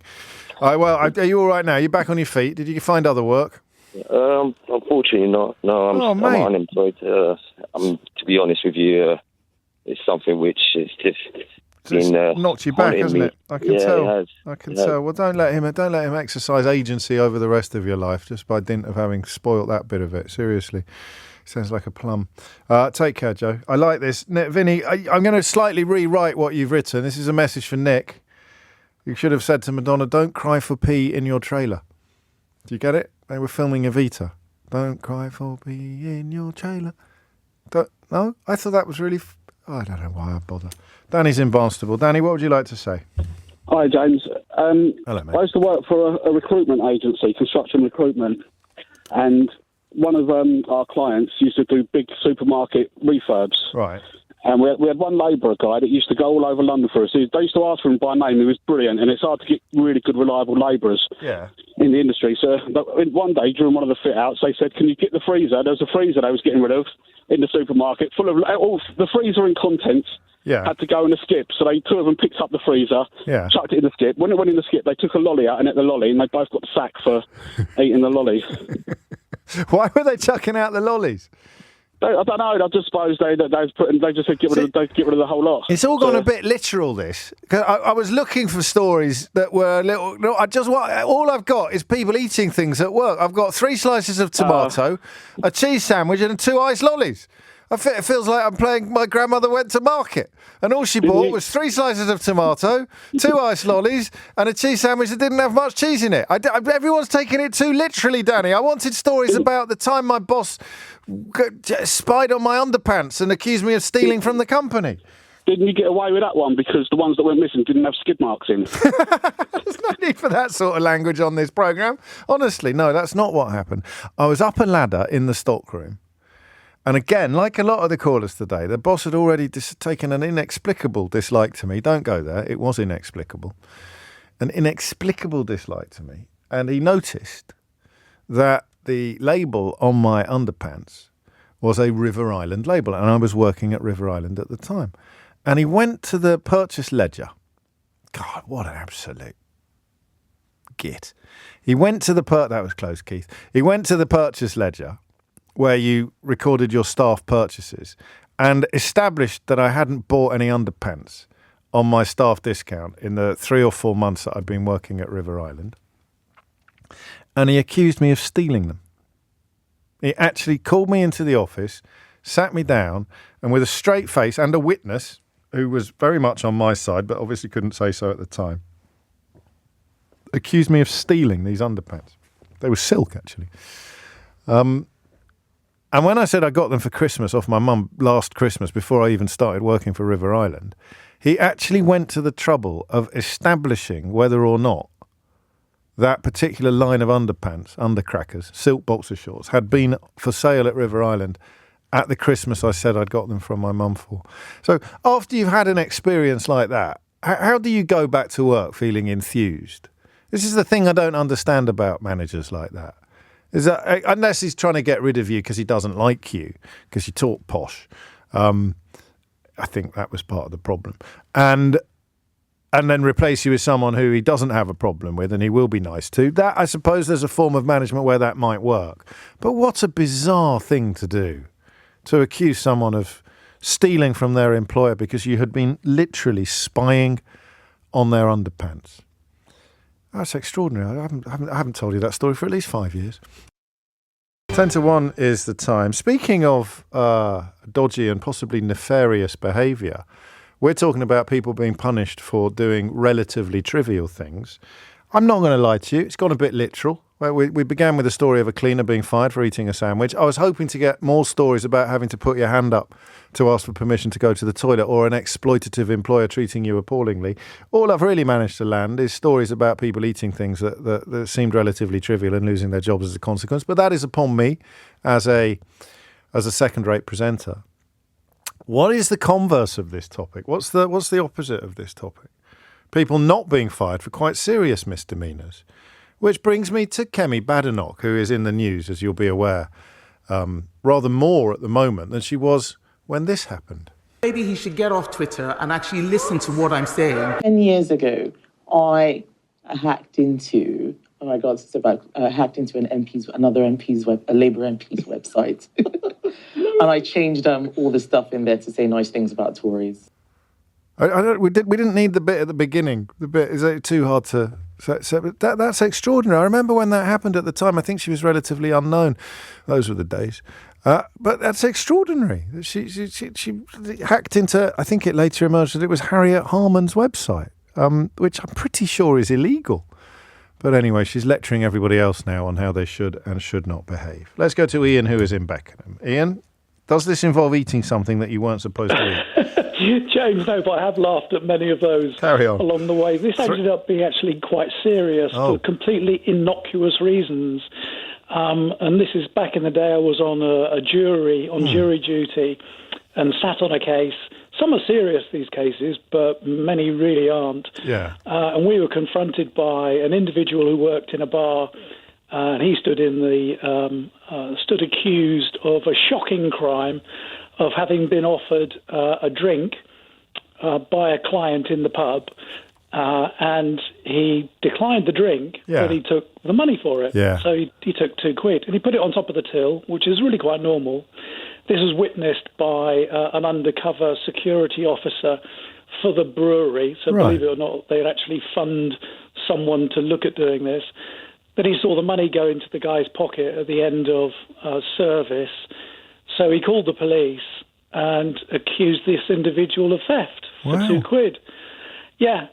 So this, as you can imagine, then becomes a massive amount of expenditure. Well, to get to court, that's tens of thousands of pounds. Oh, yeah, I think we reckoned it was about 35 grand for this poor individual to stand there and plead not guilty. And we as a jury were confronted by all of this evidence. And we just sat there gobsmacked for £2. Are you allowed to tell me what the finding was by you and your fellow? Yeah, it was absolutely not guilty, and there was a gentleman in. So that's terrible. So I mean, that's traumatic as well. Not just the loss of the job, but the fear and the stress of a. Yeah, and the pursuit of him. A criminal investigation and a pursuit. Relentless madness at the expense of taxpayers' money. He was absolutely found not guilty, and there was a guy I was quite young at the time, and this gentleman stood up and said, and he goes, I'm not finding this man guilty for £2 ever in my life, and I've got to go pick my kids up from school. So if you want to, you're more than welcome. So he just exempted himself from the rest of the deliberations. That's how I tell you what, that would have done for Henry Fonda, wouldn't it? If someone had done that, that whole film would have turned out differently. Thank you, Ian. This is quite interesting, We'll talk about this tomorrow, I imagine, and I would not be enormously shocked if colleagues get stuck into it later today. Prince William has, I would say, intervened in matters Middle Eastern. He is calling essentially for a ceasefire in Gaza. He says, too many have been killed. I, like so many others, want to see an end to the fighting as soon as possible. Not obviously calling for a ceasefire, but certainly expressing an opinion. There is a desperate need for humanitarian support to Gaza. It's critical that aid gets in and the hostages are released. Sometimes it is only when faced with the sheer scale of human suffering that the importance of permanent peace is brought home. Even in the darkest hour, we must not succumb to the counsel of despair. I continue to cling to the hope that a brighter future can be found, and I refuse to give up on that. The statement began with the lines, I remain deeply concerned about the terrible human cost of the conflict in the Middle East since the Hamas terrorist attack on 7th of October. I mean, he hasn't said much, but he has said rather more than perhaps is traditional. We will perhaps consider that a little more tomorrow. That's almost it from me for today. Kaylee is here, but I don't know. Oh, no, 56. I thought it said 58. I must clean my lenses. Kaylee, what would you like to say? In Glemsford. Where's Glemsford?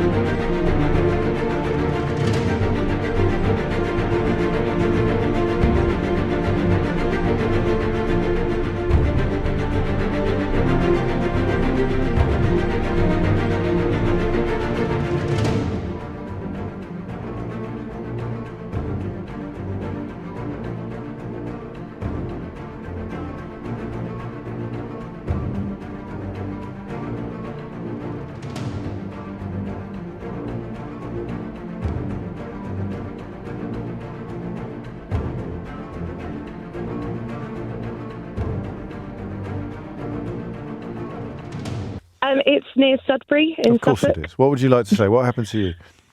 So I hope this meets your criteria of Yeah, not so being do I, literal. frankly. It's been very poor so far. I'm a teacher, trained as a secondary school teacher, but I did a little stint in primary school. Yeah. And I had a year 5 class and we were teaching space. And it was our first lesson, and we'd been instructed by our senior leadership team to make the first lesson about the shape of planets and that planets are spherical in shape. Yes. I had quite a bright class, and within 2 minutes they got it. Like, I had one child say, "Oh, it's a circle," and I was like, "Oh, it's like a pancake, is it?" And they were like, "Oh, no, it's a sphere." So literally I had 40 minutes to kill with a class of 9 and 10-year-olds about planets are spheres.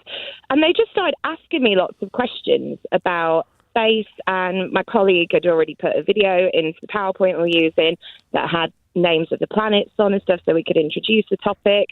The deputy head came round on a learning walk and saw that I was answering all these questions and, was trying to pull it back to, and what shape are the planets? Oh, they're spheres, okay.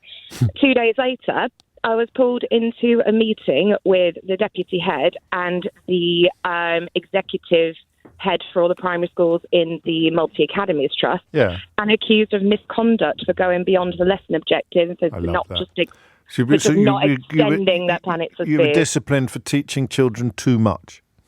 Apparently so, yeah. I love that. Was it upheld? Did you get into bother? Did it go on your record? It didn't go on anything. I think it was a bit dodgy anyway. I think there's a bit of context. They were trying to put a target on the back of the experienced teachers and on top of the pay scale, and they were trying to save money in places. So they'd already... This is kind of what I meant about often these things happen because you have been targeted rather than it wouldn't happen to another colleague who was doing exactly the same thing. It's a bit like getting fired from a radio station, Kaylee. Yeah, and the week before I had a meeting with the deputy head and I'd had a book look and met every single target. I'd done everything right, really kept my head down and kept everything as good as I possibly could because I knew that they were targeting expensive members of staff and they got me on this really ridiculous thing. So I just went off sick and just didn't go back again and got paid for the rest of the term.